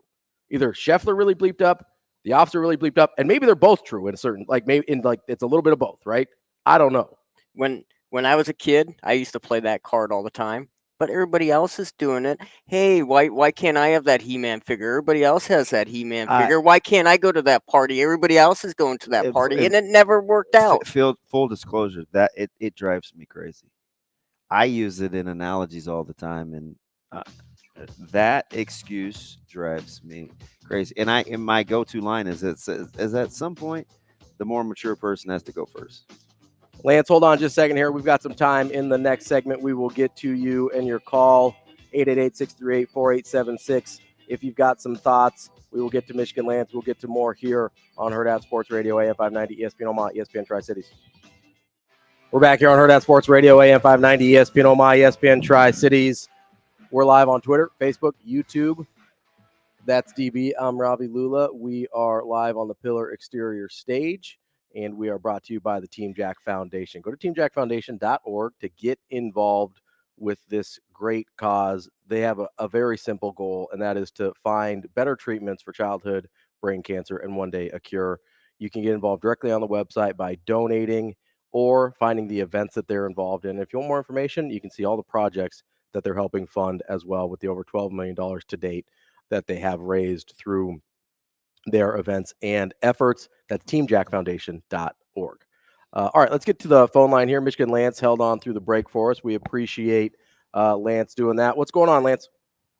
Good morning, fellas. Okay, so who am I supposed to be mad at? The police or Scottie? Whoever you want to be mad at, Lance. I don't think you have to be mad at it either, but apparently that's not the cool thing to do. What's that? Be mad at him? Yeah, Or like I not to think be I mad? think I think I don't know. I was just reading a couple of comments on social media. Apparently, like I've got to pick a side. But anyway, go ahead. Well, no, I'm really asking because I just heard you talking about it, and I had to go look this stuff up, and I'm looking at this, and I'm like, man, what? Like, I don't know what's going on here. Like, okay, so listen, I'll tell you right now, put me in that police lineup, or let me look in the window, see if I know who Scottie Scheffler, not Schefter. This is Scheffler, whatever his name is. I have no clue who that guy is or what he looks like. Yeah. All right, so. Was the cop supposed to know and then not do it, or is that what the outrage is about, DB? Or I'm not sure. Go ahead. Ravi? I'm not saying he should act differently towards the number one golfer in the world. What I'm saying is, you're working security at the PGA Championship. Like, you probably understand the context of what the golfer's trying to accomplish. I just wish I knew if he was working traffic, if he was there because of the accident, if he was a security officer, he was working security for the entrance, which is a totally fair distinction. That's what I want to know. But that's not good enough for some. We haven't gotten that. I don't think we've gotten that information yet, and that's fine. But that's my point. It's not about, hey, you should treat Scottie Scheffler different because he's Scottie Scheffler, and you should recognize him by, like, Scottie Scheffler could walk by me tomorrow, I may not recognize him, but if I'm working security at the PGA Championship, I'd probably understand there's a different context than I'm, running a traffic beat or something. That's all I'm saying in this situation. And why was my man I followed he latched onto his car? Yeah, that's a little unclear on how what actually happened. I don't know if he went like all TJ Hooker, but yeah, right. I don't really know there. Yeah, and we're making like I don't know what happened. Like, did he try to stop the car? So what if it was like this? And Tony's not gonna like this on social media, but what if he stood in front of the car and the car kept going? And he up on the hood? Yeah. Maybe. Yeah. Like that. Yeah. Is that plausible? Yeah. That doesn't mean I'm on the police officer's side. It's plausible. I'm not I get what you're saying. The way that it was described. A guy that's had plenty of shaky experiences with law enforcement, that's seen a lot over the I'm not picking a side. My only argument against that being the case would be the way that it was described, but we're relying a lot on Jeff Darlington at that point to have accurately described it. Well, Darlington saw the aftermath of once they arrived at Valhalla, right, not what led up to that. But his initial tweet, Collins was the one that said, but Darlington was the initial tweet that I saw that said the officer attached himself to the car, which to me doesn't sound. But again, we're relying on that report. What is that? So what I read earlier was an eyewitness account that Darlington was retelling. Gotcha. Okay. So Ravi, what's your thing about it again? What's your issue with this? My issue is just that I think there's one of two things that happened here, and maybe it's a combination of both of those things. Either Scottie Scheffler legitimately did something he really shouldn't have been doing and was hopping a curb and going too fast and maybe almost hit a police officer or whatever. I'm not being dismissive. That's like, is that not what I'm not being dismissive of what, like, if this is on Scottie Scheffler, that's probably what it looked like, right? Well, he's regular old Dukes of Hazzard. So Ravi, you don't think or that Scottie Scheffler was trying to accomplish what he thought everybody else was, whether he was correct in that or not, and the police officer got a little out of pocket or over aggressive. And it's probably somewhere in the middle where Scheffler was maybe doing something he shouldn't have done, and maybe it got escalated with the police officer in a way that it shouldn't have. I don't know. Right. Could you entertain that somebody was clearly in the wrong, whether it was the police officer or Scheffler? Yeah, that's where I started. Okay. Was either one of those two or a combination of both. Either one of those guys was clearly in the wrong, or both of them kind of messed up a little bit. We ended up in a bad spot. And why? Okay, so why So okay, that's where you're at. So you don't have. So you haven't picked a side, Ravi, or you have picked a side? No, I mean, Have I you- think there's certain things that are more likely than others, but I don't have And I can appreciate. I don't have enough information to say that other than Okay. what we've seen in history. Like, I don't know enough about this specific situation to have a Right. good take. I'm just going by trends and other things that I've seen that I probably think one's more likely than the other, but I don't know. I got you. So you think probably more so of the police officers might have been in the wrong? Is that what you're? Or I mean, based on the reports that are coming out that other people are getting let through or whatever, my tendency Uh-huh. is to think that maybe the police officer overreacted to something that Scottie Scheffler did. But okay, as Damon said, there's Uh-huh. Scottie Scheffler likely did something different than the other drivers to Yeah. precipitate that thing. So that's where I don't know. Mhm. Well, the thing is though, but he got released pretty quickly though, right? But he got booked. I mean, there's charges, right? I mean, it's Yeah. I mean, and he got let go. Hey, he survived. They- he lived. They did him. They I did. They mean- did him a solid. They slapped some charges on him and got him out of there quick. So it's the best of both worlds. I'm guessing You there's got a- preferential. there you go. got preferential Right. treatment, and you got held accountable. Okay. Right. I'm pretty sure Right, his so I- ability Well, to that's post, what you're saying. It's like, I'm- well, at least they let him out quick. I'm pretty sure his No, ability to because I'm like, if Ravi has an issue like more so with the police, it's like, well, if the police is wrong, I mean, hey, they let him go quick. Like he didn't have to be in a holding tank for the weekend. Like, no, but he I still mean, got so- charged. Like, you know what I mean? Like, there's still charged. Like, he's still gonna have to deal with this. That is weird. Yeah, how- I mean, that, well, that is and weird. he How it's probably- multiple charges and it was expedited still. Yeah, like to have that many Right, yeah, that charges is. That- and not be yeah. there all day or over the weekend, yeah, or have a that's judge get interesting. involved. Like, Just- that's a weird Right. situation. I'm just Right. saying. But it's Hey, also- man, Could we also be in a situation where the guy on scene was acting out of pocket and the people back in the precinct were like, we got to get this guy back to the golf course? Like, that's Well- possible, right? hey, man, at the end of the day, Scottie Scheffler, whatever his name is. It's not My Adam. man It's walked- Scottie Scheffler. Okay, yeah. Pippin, whoever. My man walked away. Jordan. Scotty Barnes? He walked away. He walked away, and he's still able to do his job. Yeah, you think So- what he messed around and shoot 59 today, and I'll laugh. I mean, so the overreaction of whether but I mean, that stuff happens. It happens, man. It happens to more and it happens more often to one side than another, or a group of people than another. So look at the penitentiary system. Look who's in there. So Stuff. I mean, he'll be okay. So anyway, Ant-Man, right? Hey, man, this dude, and Damon probably. How do you feel about Ant-Man, DB? I like Ant. I like Ant a lot. Hey, how about my man? How he improved his game? Yeah. Like, So Ravi and I were you- telling a story because Ravi's a Golden State guy. When he came to yeah, work, yep. when Golden State worked him out, to see if they were going to select him, they told him that his workouts weren't up tempo enough, like he wasn't working hard enough. Okay. And he said when he left the workout, he's like, "What? I've been doing X, Y, and Z for however many months, and this hasn't been good enough." Like he said, it changed the trajectory of his career. Like he's officially a gym rat. That's Man. like You can see it. yeah, Like, yeah. because you know how everybody talks about, today's game and these guys, and I'm not a 90s guy, and I grew up in the 90s. I'm not revisionist history on the 90s. There was some bad basketball going on. A lot of individual ISO bad basketball.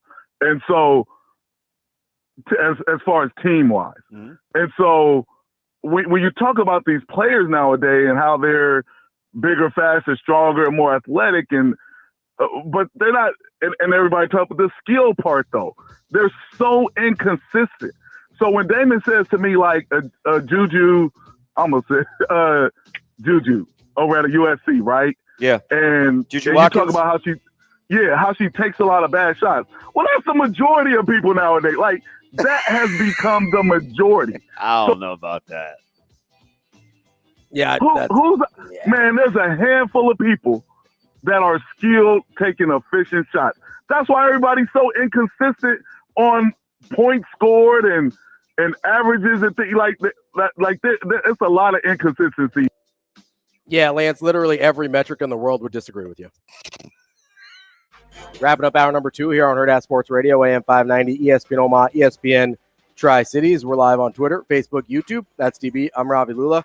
We are joined now by Kevin Iole of KevinIole.com. He is a combat sports reporter. Kevin, how are you this morning? I'm doing great. Thanks for having me. Appreciate you. Aficionado, that's what I like to refer to you as, KI. Just a combat aficionado. I was just reading the bio, man. You know. a lot has been do you feel like you're kind of drinking through a fire hose with what's happening with, I mean, Dana's putting on matches every 2 weeks. We've got boxing finally starting to hit its stride. We're on a nice little run here in the combative sports world. Well, you were saying Dana puts on shows every 2 weeks. Try every week. Yeah. But, I mean, I think he does. I think they have like 40-some shows a year. And when you add in, PFL, Bellator doing their MMA shows, and then there's always a promoter that has a boxing show. Yeah, I'm a little busy this time of year. So, Kevin, we've got obviously not an MMA match, but a really good boxing matchup between our guys Fury and Usyk. I always want to put an S in there or an H in there for some reason. So I'm really struggling with the names this week, Kevin. But kind of give us some context here because, we've struggled to find really good heavyweight fights for a while now. What kind of context can you give for us in terms of how big or important this fight is? Well, I think back, you're talking 25 years since we last had an undisputed champion. So tomorrow we will have an undisputed heavyweight champion for the first time in 25 years when Lennox Lewis beat Evander Holyfield in a rematch. It's going to be split up. There's already plans for the IBF title to be taken away from the winner and given to somebody else, right? But at least we're going to know this is the guy in the heavyweight division. Oleksandr Usyk is a really interesting character. Not as well known as Tyson Fury, but Usyk is a 2012 Olympic gold medalist at heavyweight. Yeah. He won the heavyweight gold medal. In amateur boxing, a lot of people don't understand, there was a super heavyweight division. And Anthony Joshua won the gold medal in London at the super heavyweight division the same year Usyk won the heavyweight gold medal. Usyk then turns around and starts as a pro at cruiserweight, which has a limit of 200 pounds, and he becomes the undisputed cruiserweight champion, and now is trying to follow in the steps of Evander Holyfield, who became the cruiserweight champion, an undisputed cruiserweight champion, and then an undisputed heavyweight champion. So that's Usyk is a great boxer and really a smart guy. And again, he's going up against Tyson Fury, who also is a great boxer. And, oh, by the way, has the added benefit of being 6'9", 270 pounds. Yeah. Kevin, it's interesting because stylistically, everybody always says this about Fury. Oh, it's hard to punch down and this, that, and the other. And they always talk about his leverage and how he kind of defies traditional boxing styles. What is it about Usyk when you watch how he likes to fight stylistically that you think can pose some problems for Fury? Yeah, I picked Usyk to win the fight, and I think it's a coin toss of a fight. But I think Usyk's pace is really something that's going to cause problems for Tyson Fury because he fights. I talked to one of the guys in his camp the other day, and he said Usyk thinks he's a middleweight, and he fights at a middleweight pace as a heavyweight. Yeah. And he looks small next to Tyson Fury because he's 6 inches shorter, and the weigh-ins are going to be happening here any moment now. And he is going to be 50 pounds, maybe less than Fury. So he looks small, but he's actually bigger than Muhammad Ali. He's 6'3.5", and he weighs about 225. He's bigger than Tyson. And Tyson's 6'9", 270. So, that's the problem. Mike, I meant Mike Tyson. Oh, Mike Tyson. Yeah, much bigger than Mike Yeah. Tyson. Yeah, Mike Tyson 5'11", so Usyk is 6'3". So Usyk fights at that pace where Fury is really going to have to go. And he's a guy, when he's in condition, can fight hard. He wants to find spots where he can take a break and not be moving. And Usyk's not that kind of guy. Usyk's going to force him to fight. And as a result, I think that Usyk can win some rounds in the fight by just kind of wearing Fury down. I'm trying to just envision in my head, watching both these guys fight so much, how Fury's going to keep Usyk out of his chest, right? He has those long arms. I just could see Oleksandr being inside of that almost all night. Well, if he's inside, then he's going to win the fight, right? Yeah. That is the key to the whole fight. I think, what Usyk has to do is get what the fight people call the middle distance. He cannot stay all the way outside, but I don't also think he can get all the way inside. I don't think he wants to be like a buzzsaw right on, like Tyson would want to be right on top of him, right, chest to chest. Usyk wants to be in that middle range, so he's going to have to flip the jab. Now, what is Tyson Fury's best asset? He has an unbelievable jab that's like a powerful right hand from some people. Yeah. And he has an 85-inch reach, and he's popping that jab at you. It's really hard to get past that jab. So if you're watching the fight and you see Usyk is kind of managing to get by the jab and then be in that middle distance, you know the fight is going his way. Kevin, you mentioned this is a coin flip fight in your mind. Vegas would tend to agree. I think last I saw, Tyson was minus 115 or something, a very short favorite in this fight. So I'm wondering, in your mind, who has the most different paths to victory? Like you mentioned, Usyk, if he gets inside, that's a W for him. But who, I guess, needs the fight to go their way the most, and who's got a little bit more margin for error? Yeah, I think Usyk is the more versatile fighter. I don't think there's any doubt about that. So I would say Fury. What Fury's going to need to be able to do is he's going to need to be able to pop that jab, and he's also going to have to make sure that he keeps Usyk not from throwing a lot of punches. I think if he does that, then he's going to look good. But Usyk has a number of different ways he can go, and Usyk also can tend to switch. He's a southpaw, but he can switch and fight out of a conventional stance if he wants. Where Fury has done that before, but he's not really good at that. So I think Usyk has more ways he can win the fight. Fury's path to victory is clear. It's no doubt is clear. And his size alone is a path to victory, but he has to use that size the right way. And I think that that's something that, so maybe if we're going to say who has more limited opportunities, I think there's no question in this Fury. Let me bounce around here a little bit because I got to take advantage of your expertise while we got you. Does Garcia's ability to generate revenue supersede the drug testing results? Haney doesn't appear to want to fight him again. What do you think Ryan does next? Well, I think what I said from the first day when this test came out with the Ostarine, that it looked to me to be like a contaminated supplement. That's what I thought. Now, we don't know for sure. And until we find out, what the levels are, and the levels of the Ostarine are going to be so important here, because we're going to know, did he actually take a performance-enhancing drug to try to, who knows what he was trying to do to improve himself, or did he take a supplement that was tainted?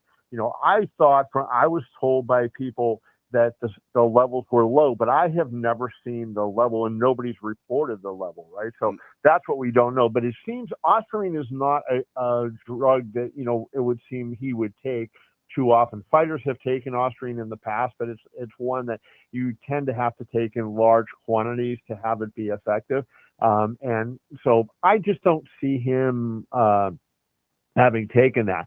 Now, here's what's going to happen. The New York Athletic Commission, there's strict liability. So he is going to have to prove, A, we know it was in his system. So he's going to have to prove that he did nothing and did not put it in his system. So he's going to have to get the supplements and that he took and test them, and then say, hey, look, these supplements are tainted, and have the company that produced them find the lot number and show that other ones were tainted. That's what he's going to have to do. Yeesh. If that happens, then the fight is going to be a no decision no matter what, right? But if they find that he willfully took them, then there's a possibility that it could even be changed to a disqualification. He's going to get punished to some degree no matter what because of the strict liability. But if they find he willfully took them, of course, he's going to face a significant punishment, not so much with if it was a supplement. Kevin, I keep going back to this thing you mentioned with Tyson Fury here just a minute ago about how his size is just such a decisive or an advantage in and of itself and a path to victory in and of itself. And then I'm going back to you talking about how in the Olympics there's heavyweights and super heavyweights, and then you think about UFC and there's kind of there's different caps on the weight classes there as well. Like it seems like the last 25 years of fighting, especially, we've seen these guys get bigger and bigger and bigger. You mentioned how Usyk, even the small guy in the fight, is bigger than a lot of the great fighters from the golden age. Like, is part of the problem we've seen with the heavyweight division is when guys get that big, it becomes a lot less entertaining? Yeah, I mean, and one of the reasons Fury is so good is he's big like that, and he can fight, and he can move, and that's what makes him good. But yeah, like I think of a guy, in the last 20 years, Nikolai Valuev, who was 7 foot tall and he was around 300 pounds, and he was a strong guy, but he didn't have, you couldn't fight hard, he couldn't fight long. And he had no agility, so you had to be right in front of him. If you could box and move, you'd just make him look silly. And I think that's kind of that's the trick. We look in the NFL, and when you're dropping an offensive lineman, you say, hey, I want a guy that's 6'7", 340 pounds to play left tackle, but can he move? Because these edge rushers are coming fast at you. And I think with the heavyweight boxers, that's what you want too. Why do we like welterweights? Well, because they're kind of at that distance where, hey, we know they're quick and they can throw a lot of punches, but they're big enough that when they hit, you can tell it hurts, right? And that's kind of where, we've been missing the heavyweights. I think back not that long ago, 30 years, right? Riddick Bowe was 6'5", 240, but wow, what an athlete. And, you had a lot of guys. Lennox Lewis was 6'5", 250. And you had a lot of guys that, could combine the size with the boxing ability. But that's a rare thing to get. And as MMA has risen, some of the guys that would have been boxers are now fighting in MMA. And so it's depleted the heavyweight choices for boxing. It's Kevin Iole. Go to Fantastic keviniole.com to get more information of anything you need to know about combat sports. Kevin, we appreciate it. Thanks, Kevin. Appreciate you guys. See you soon. More Hurrdat Sports coming up next. Kicking off hour number 3 here on Hurrdat Sports Radio, AM 590, ESPN Omaha, ESPN Tri-Cities, KFOR in Lincoln. We're live on Twitter, Facebook, YouTube, here on the Pillar Exterior Stage. That's DB. I'm Ravi Lulla. Mike Sautter joining us now from Hurrdat Sports. Mike, what's going on? Well, not much. Well, a lot. A lot, actually. Yeah, a lot. There's quite a bit. There's quite a bit going on. I don't know. Ready for baseball today. That's Yeah. where I'll be at baseball all day. We're talking baseball. So where would Lincoln Northwest have ranked in your the greatest stories ever told? It would have been really up there. Were you not just blown away? Yeah, it was amazing. They won 2 games. It was amazing. Yeah. Well, I mean, they got there was amazing. Even just making it was. But them winning 2 and had a chance to be in, you're 1 game away from being in the state final it's a pretty good accomplishment. I just was trying to put that. Somebody was asking me over at Class C at the other field where that story would have ranked, and it's up there. It would have been way up there. Yeah, because you don't get a lot of Cinderellas anymore. No, and people were the comparison-ish right now was with Gretna East girls soccer. That's different. That's totally different because, that I saw people saying, "Oh, first year school, this is awesome." Come on, and you got to know the back. You got to. I think anybody that follows soccer that knows yeah, and they're going to be good for a while. Yeah, Gretna East girls soccer was clearly the favorite before the season started. No question. This Lincoln Northwest baseball is a totally different conversation. And they're in year 2, but of a school. Well, they weren't even playing all varsity sports. I know. Yeah. So it's pretty good. Yeah. They've been slow to come. I kind of cheer for them just because they're an underdog, but it's so far away. Lincoln Northwest? Yeah. Yeah. I was going to market. I mean, it's going to Central City, and I'm just like, well, I'm still not here yet. Yeah. No, you're you're west of the airport. It's far. Yeah. Yeah. It's as far north and west as you can get in Lincoln, and still be in Lincoln. Yeah, and it feels like it's definitely not in Lincoln. I went there saw Lincoln Southwest and Norfolk girls soccer play, and they played at at Lincoln Northwest, and I was like, wow, this sucker is way out here. Are Like, you guys going? It's really far. So yeah, it was a neat story, but Class C, you kind of looked before. If you're talking baseball, you looked in the best players are in the finals in their respective classes. Kind of, Maddox Meyer is the best player in Class C, and I've watched him pitch twice. Yeah, and he's a dude. Like he was Porter got a good one. That's the guy that I watched for Malcolm. Yeah, he was touching 90. So on the mound, first inning, good player. First inning, he touched 92 twice. Yeah, at UNO. Yeah, so he was pretty good. I saw him then Monday. I saw him pitch. That was Monday. Was that Monday? So I don't know what day. What day did I go to? That was Monday, I think. Yeah, Monday. With Centura. Yeah. Central City Centura. Yeah, they dropped the Fullerton part. I like them. I just Colonels. I like the maroon trim. Somebody had on one of their coaches had on like what would be the new version of Cornerstones, the old Nike baseball shoe, the combo shoe, and they were maroon. They look so sweet. I was like, oh, I would like to wear. Were those like the turf shoes? Yes. Oh, I love those with the little nubs. Yeah. They look. What did you say? Nubs. Oh, they're like not quite. They're not quite spike. They're not quite. They're spikeless golf shoes. They were pretty sweet. Yeah. But he can pitch. Yeah, no, he's good, and so we'll see him this morning. Mount Michael had to win twice. They did, and back to back. Yeah, against Lincoln Christian, and then a rain delay, whatever. So luckily, that was the next game after the one I was at. Luckily, I was at Werner. Their coach is with the rain to the show. I didn't say him by name. Everybody listens to the show. Nah, I didn't say that. It's just, he told me. And you know what he called? Everybody. He said, "Hey, boss." I was like, nobody ever calls me that. Really? Get used to that. I was at Werner Park. What was that? Wednesday, and then the rain came, and then I was like, okay, Papio South has turf, and this is going to take them a while to clean this up here. I'm telling you, like Van Akron and those guys, he was busting tail. Dudes were moving. They do. Like I know I'm biased with Papio South. You love Papio South. I actually, you do. Some people over there, but they do a good job. Like they do. Oh, a good job. Yeah. Well, now their softball field isn't quite done yet, but the baseball field is done. It is nice. They did a really good job redoing that once they get actual bleachers in and stuff, and the concrete it was funny too. I was talking to it'll be the Van Akron family softball field or something is what they should name it after. Yeah, I met his mom. She was leaving as I was coming. Van Akron Legacy Fields or She's something. like, oh hey, you know my sons. And I was like, yeah. It's like I know exactly what you're talking about because you look just like them. Bubba does everything. It's weird because they're twin. Yeah, they look alike. So of course, there's a good chance that could happen. But Bubba does all the work over there, though. Really, Bubba's the man. Assistant AD over there. I know. So listen, my man, he must have taken the governor off his golf cart because that thing was zipping. It's fast.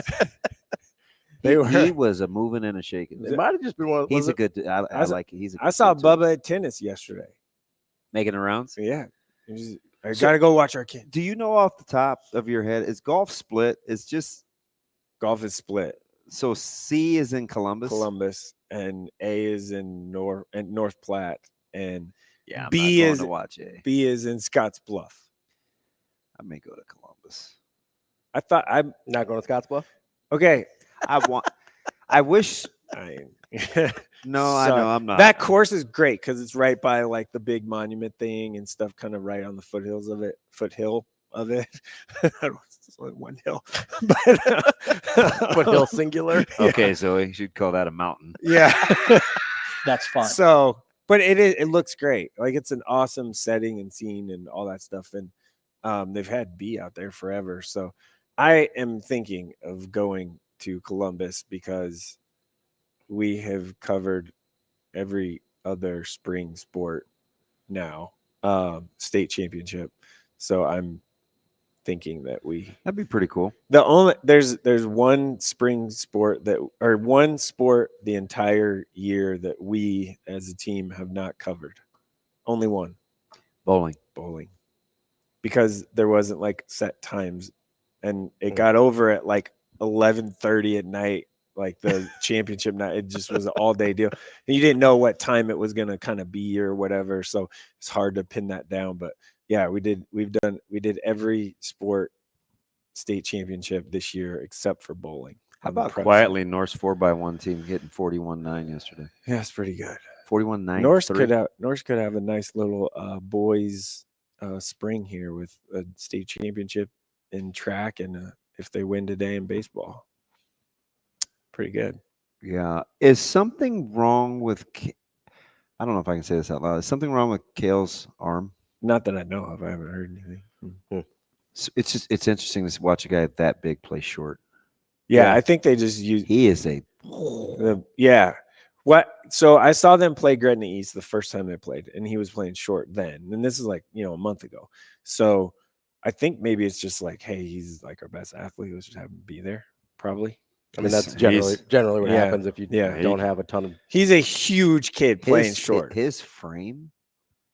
I'm like, holy smokes. Also, I mean, their catcher's good. They got a nice team. They They'll do. be good. They really do. They're pretty complete. Yeah, I mean, they were the favorite coming in, and obviously today. Who are you riding with in A now? That's awesome. Like, one, it's a rematch of last year. Two, they haven't played each other this year. Lincoln East and Millard West, and there's this like friendly rivalry there. Is it friendly? I think it's different without. Yeah. I could see that. Yeah, I think it is. I think there's a lot of respect there. Yeah. I know from the coaches, there's a lot of respect both sides for sure. And I think some of the players. I was talking to Carter Mick the other day, and like he had nothing but positive. He was at Warner Park watching the game. They're so deep. So yeah, and East pitching Matt lines up really well. So Carter Mick's going to start today. I think I feel pretty good about that. And then you have Paul Shortridge that can come in and help out. And that dude, if you want to watch a guy just go to work, he doesn't throw 90, right? And he's a little guy. Like when I say low, he's short. And even Mick is like wispy thin. Yeah, they kind of defy. Paul Shortridge gets the ball, throws the ball. Oh. He doesn't mess around. And it is like, if you want a game sped up, get that guy in on the mound, and it goes fast. And he beat Millard West last year.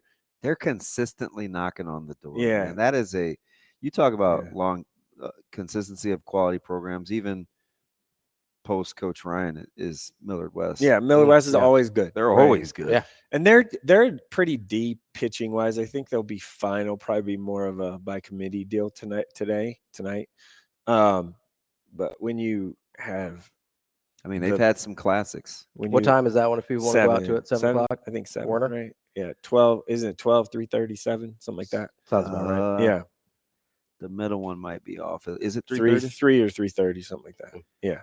So the middle one is Class B, Gretna East and Norris. But that A game is really cool. They didn't get a chance to play each other because this is what happened. Millard South, the one loss the Lincoln East has is to Millard South this year. Now they avenged it multiple times.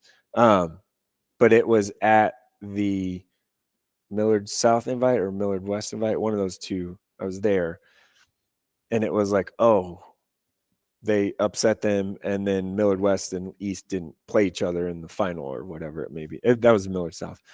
So getting them to play each other is great because all season long they've been the two best teams. Kind of knew that coming into the year.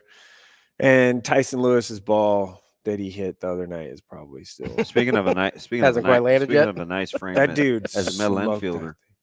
Listen, and he's a leadoff guy, and he can run the bases. He's got a great frame too, and he gets on, and if he's moving, yeah, he's stealing. Like he's just going. He's probably going. So Millard West has a nice kind of top of the lineup. Obviously Lincoln East top of the lineup is fantastic. And the one guy that like maybe doesn't get talked about enough for Lincoln East is Troy Peltz, who's awesome. He hit a ball the other day that was super hard too. And he's like their fourth hitter, whatever. Their top Jeter Worthley is worth watching as well. Do you think he plays football? Jeter this Next year? Or yeah, in the fall. Yeah.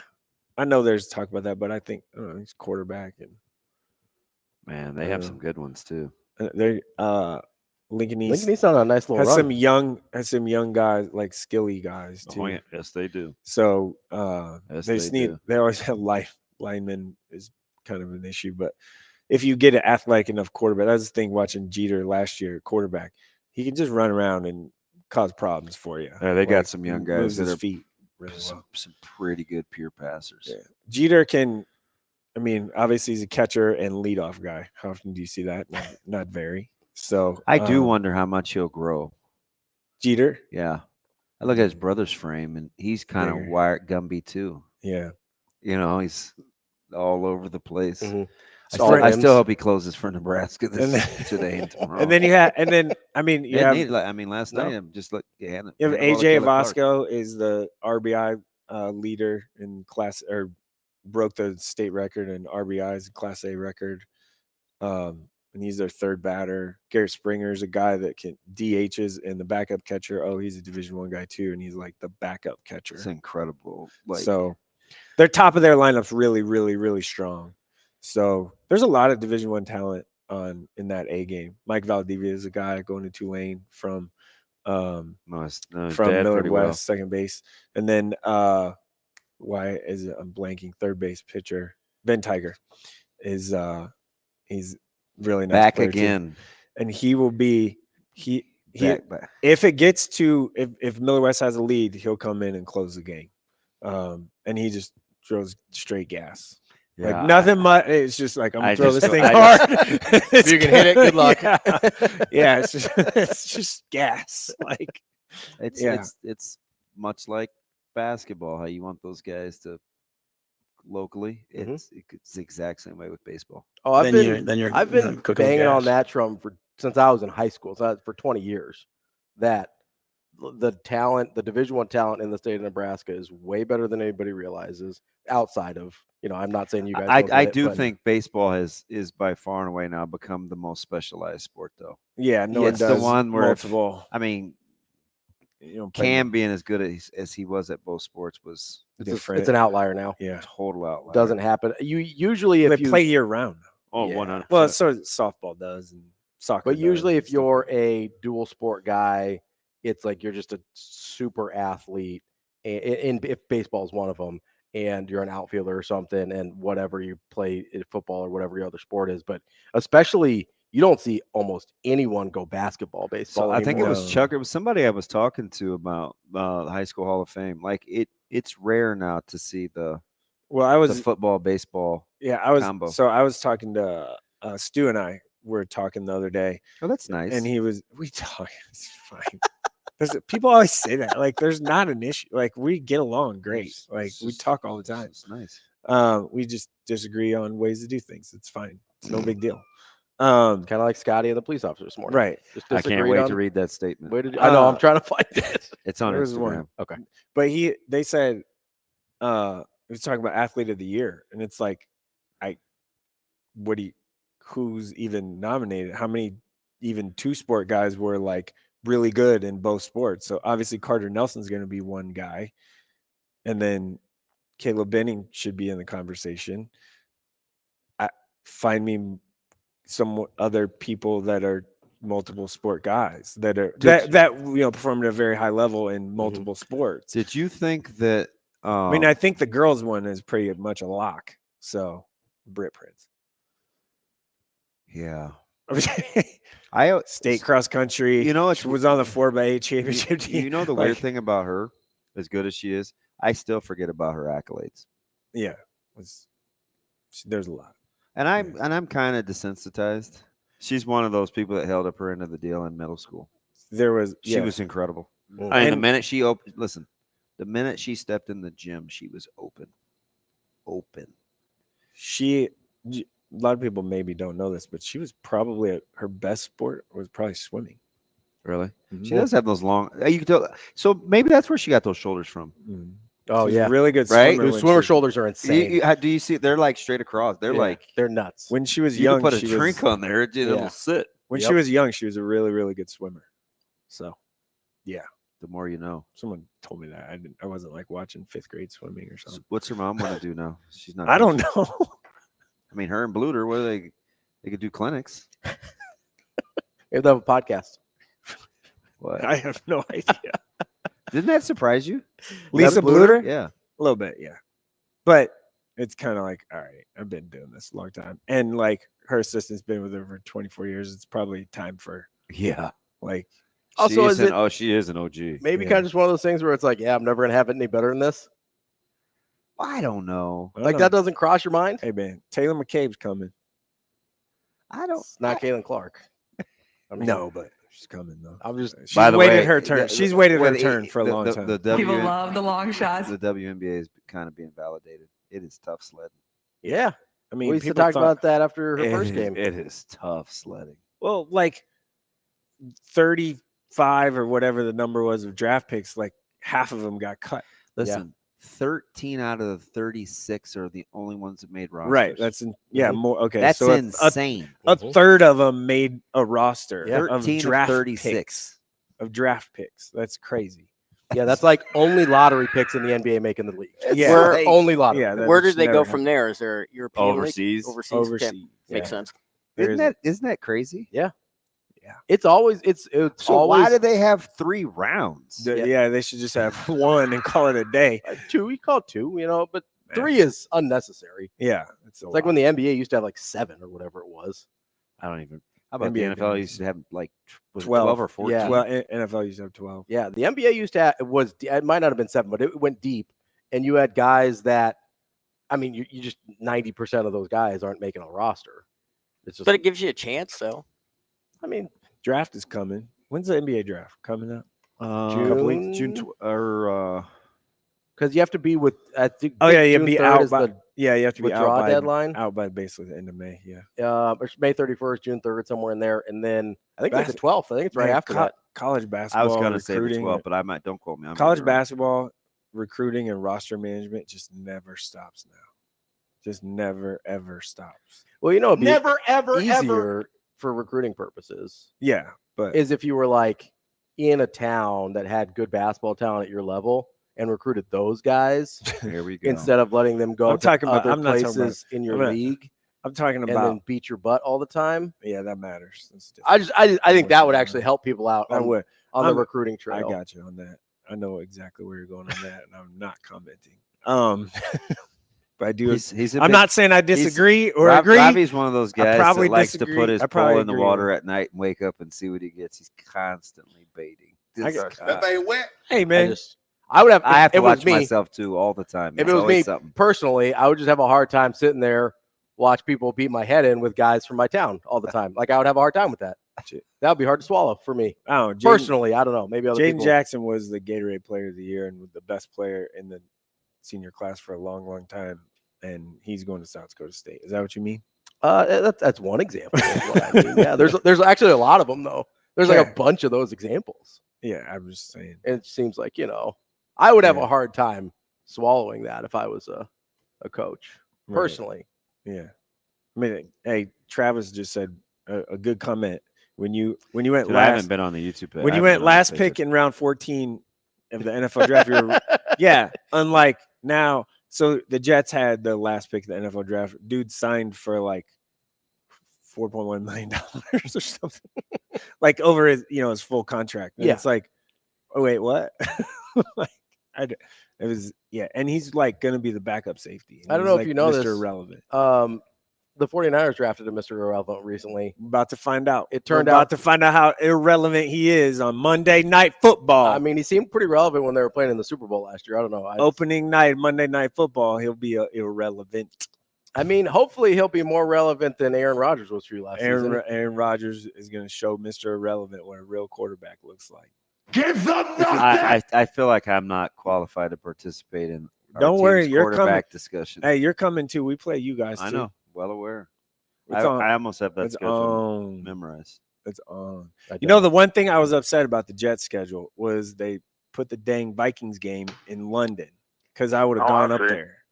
This is so weird, and Ravi kind of called me on it, so maybe it was just in context clues. I wouldn't call myself a Vikings fan, but I do kind of hope they do. You have an affinity. If there's like a team Yeah. in the NFC, I don't know why the Vikings. It used to be Tampa Bay. You can't is that like like a two Kiffin teams, thing? Damon. I You don't- can't like you two cannot teams. like two teams. Shane, they don't keep me up at night, and I wouldn't wear the gear like you do, and I don't Yeah, you cheer wear for two them. teams. You don't gear. wear It's you don't wear weird. any gear You'll from never any of your catch me. teams You'll never catch me. in any of your team's gears. You know, going to a Vikings game unless You you're ne- playing the Steelers. Never But catch me wearing I an do hope adult's JJ jersey. I do hope JJ McCarthy's good. Let's say you're a JJ McCarthy guy. He ain't gonna I just want to be right. I don't care about that. Anything else? The Lions are That's my not one team. of those things I want The, to. the Lions are my team because I loved Barry Sanders. So, like, where they're like, Like my, the they were other- like, the my, o- like, the man, I other root team. for those guys because, Well, That's it's why fun to you- have like multiple teams. That's to why watch. you and Shane get along. and maybe it's both big because, Lions fans. and maybe it's because both of He those is a teams Lions fan. sucked forever. So, no, yeah, I'm I think there might be a like a psyche thing there. You're attracted. You gotta like. attracted to. Long live state baseball, bringing back shelled peanuts. Let's go. There we go. We'll keep going here on Hurrdat Sports Radio. Get some Coming up shelled next. peanuts, man. Fire. How you doing? Welcome back to Hurrdat Sports Radio, AM 590, ESPN Omaha, ESPN Tri-Cities, KFOR in Lincoln. We're live on Twitter, Facebook, YouTube. That's DB. I'm Ravi Lulla. Mike Sautter here with us as well for this 9 o'clock hour, and we're brought to you by Warhorse Sportsbook. We were talking to our guy Big A earlier. Gave you The business. He gave you the what's it called? The quadfecta? Yeah, I don't know what you call that. I guess it's a box, right? Yeah. So the trifecta So is the the- three. There's another. Is it the perfect? No, it's not the perfecto. Superfecta. Superfecta. That's yeah. there. I was like, I knew there's a fecta in there. That doesn't. Yeah. That's not a real word. And So- some assemblance 2, 3, 5, and 9. He likes. Was it? It was Uncle Heavy. Yeah. Uncle Heavy was the one that he likes a lot, but he also likes Chasing Freedom because that was his Derby He pick said he didn't want to get beat by a Derby horse. by a guy that he picked for the Derby. Yeah. Yeah.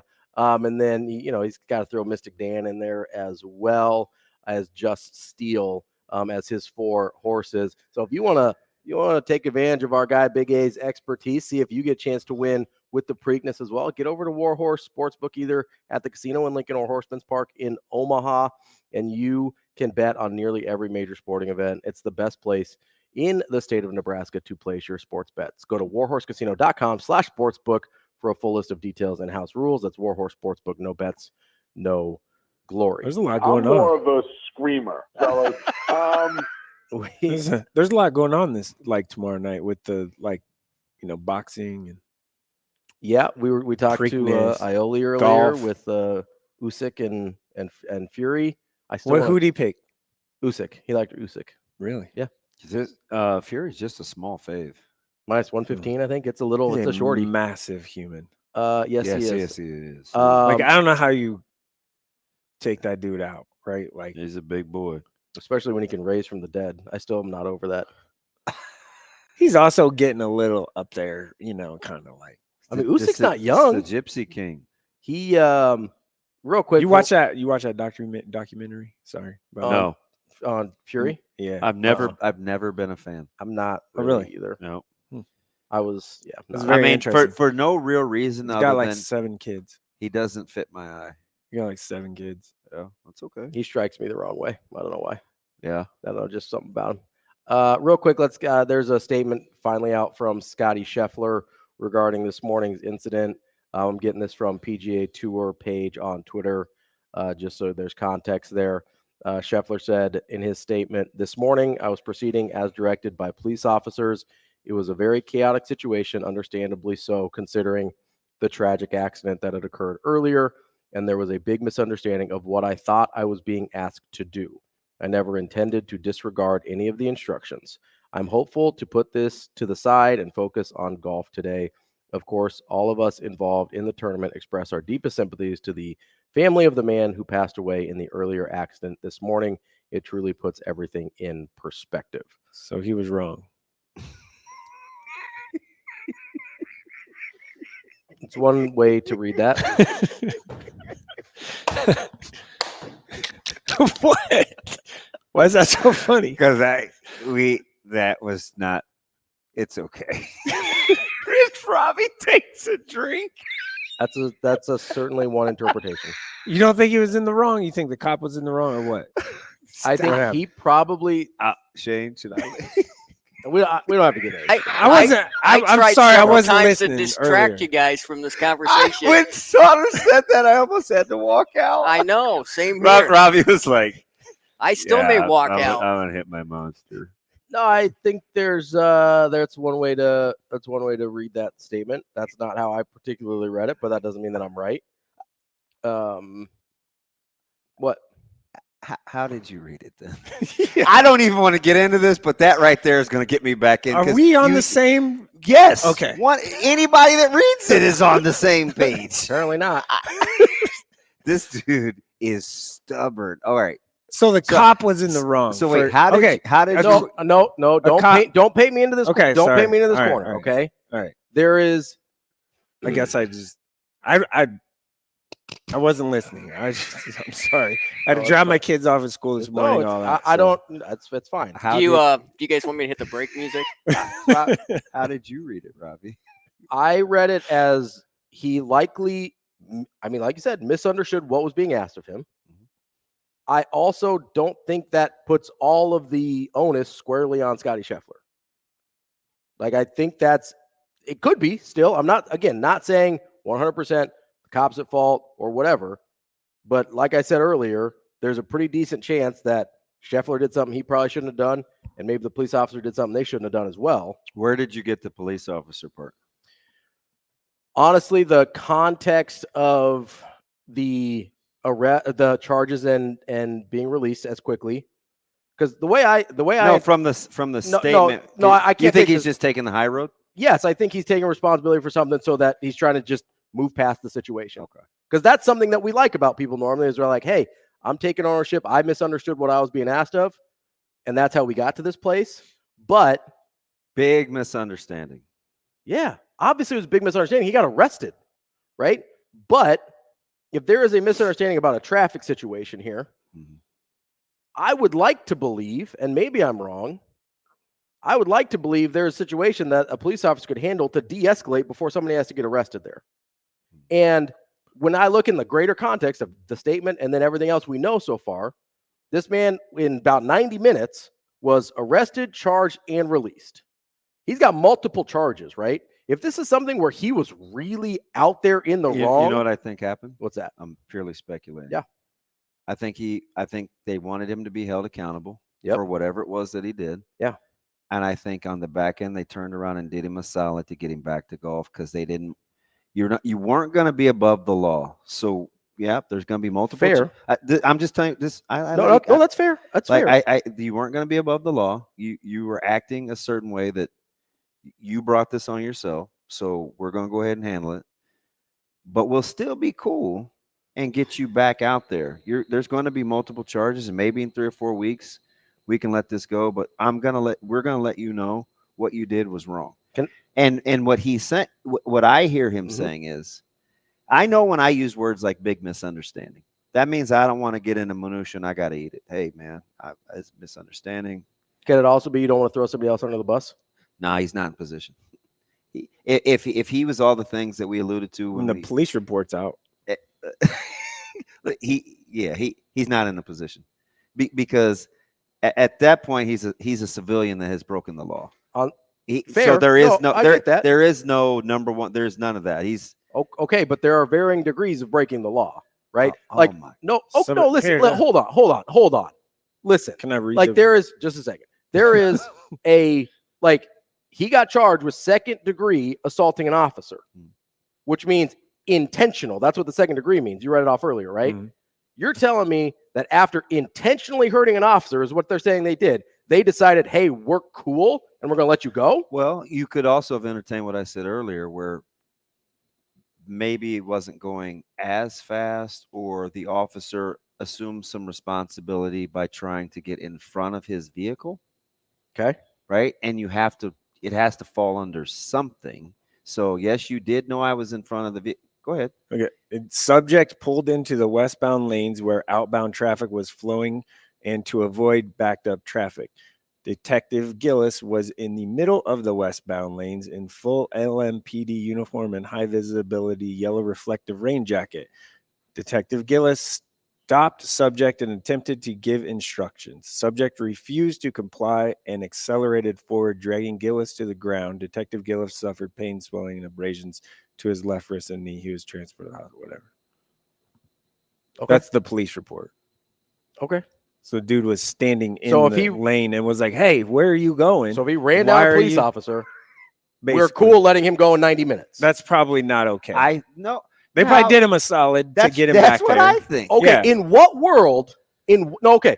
Like we know. I would say that feel what some I'm trying to goalpost say. shifting Okay. here. No. Hold on. Robbie, I think I'm not saying he didn't do anything wrong. I'm not trying to say that. Maybe, hey, listen. Maybe at the end of the day, the police did work like good in this instance. Maybe. They punished him. There was an infraction, and they met him halfway by saying, "Hey, we'll get you back." Yeah. That could be a thing. Maybe the officer didn't feel like his life was in danger, but he did step on the gas and he tried to impede his progress. I will probably. Like, why is that so hard to? Because if that's what really happened, I cannot believe they let him go. Like if that's what really that's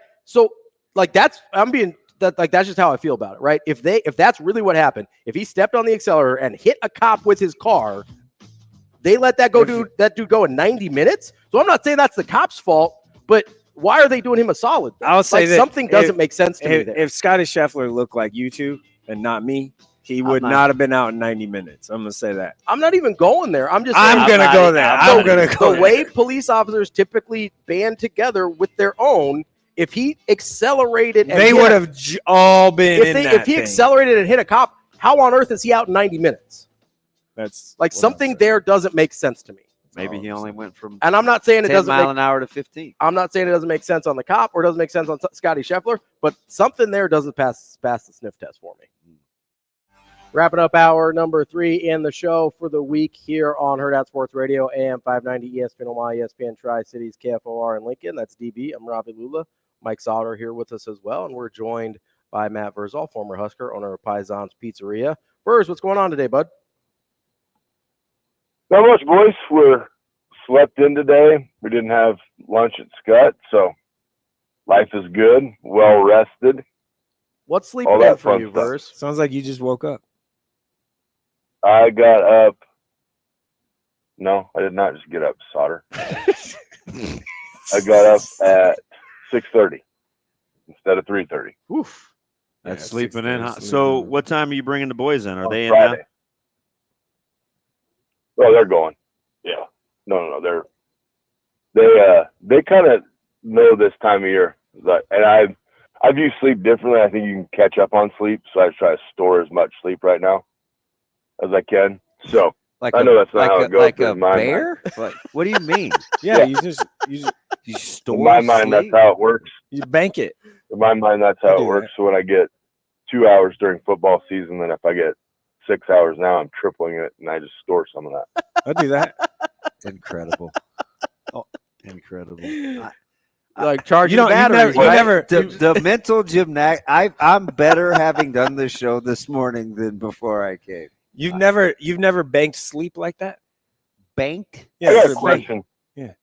So I'm getting some stuff that I need for Monday, and there's a lady. She's driving a Mercedes-Benz. A who? And there's a Mercedes-Benz. And there's a little buddy here just working, and he's blowing stuff around, and she drives by. Okay. And she stops. Now, I'm going to, just to preface the story, she may at one time have been from the hood, y'all. Like really, really, really from the hood, y'all. Okay. And this dude is just working. And he say habla, like he ain't. She gets out and lights this dude up like a Christmas tree. Oh my God. When she drove by where he was blowing leaves and dust and stuff, and she's mad at him. For blowing and I'm just under a watching it car. right now. Uh-huh. Yeah. And her, it's a pretty black Mercedes. I mean, I'm not gonna lie, it's nice. Okay. But I know when I have the Bronco out and I see things going on that are going to cause damage to said Bronco, I go the other way. Yeah. Right. And she just drove like right through his dust pile and just started screaming at him. She's still screaming at him. Maybe she had to get to the golf course. Oh, she didn't. She told him, I'm on my way to get this detailed. I was like, well, he did you a favor. He made it dirtier than it is because it's clean right now. Yeah, she is giving my guy the business. I do that after I wash my car and there's the sprinkler systems are going into the street. I swerve way out of the way because I don't want that At some point, and I don't want you to get in trouble, so I'm going to ask you later. I just want to know, like, your deductive, what context clues you were using. Yeah. Don't say it out loud. Stop. Just stop.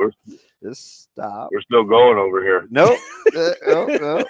No play-by-play. Ravi's uncomfortable. Maybe she has someplace to be. I don't have anything to add right now. Ravi gets uncomfortable easy. He must have had a good upbringing. My parents loved me. I don't know. You ever see a conflict though? Like two people get out and go at it? Did like 4 or 5 other cars go through there before? Everybody else was doing it. From Omaha, yeah. Yeah, I'm from Omaha. He's a Millard North Are you guy. from Omaha originally? Yeah. Millard North guy. Oh, where north? Millard. Oh, Millard? Yep. Millard. Yeah. Oh, okay. Mercedes. I mean, I kind of want to revisit that, but I don't. Hey, Verz. That was how my grandparents said it.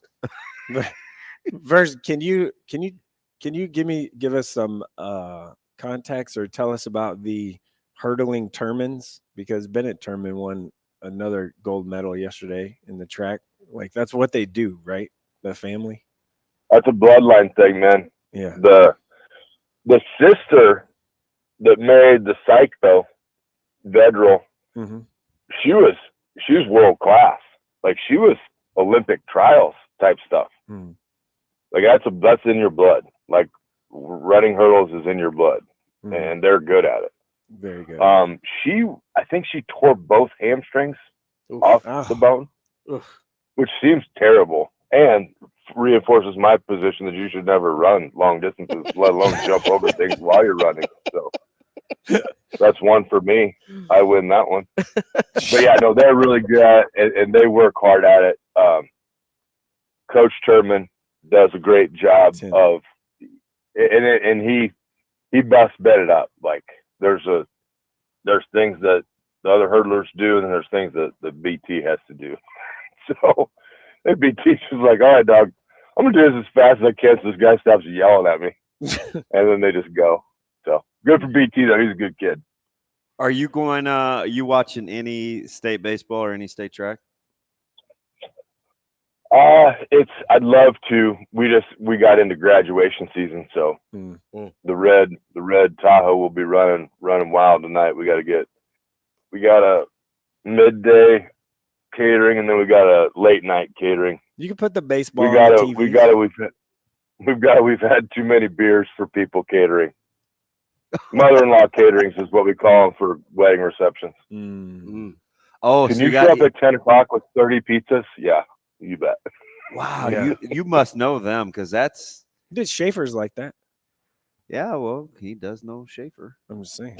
I remember I wanted to come watch television late I don't remember at your place, and you go, "Oh no, buddy, man, Friday night, man, I'll be gone because it wasn't football season." Yep.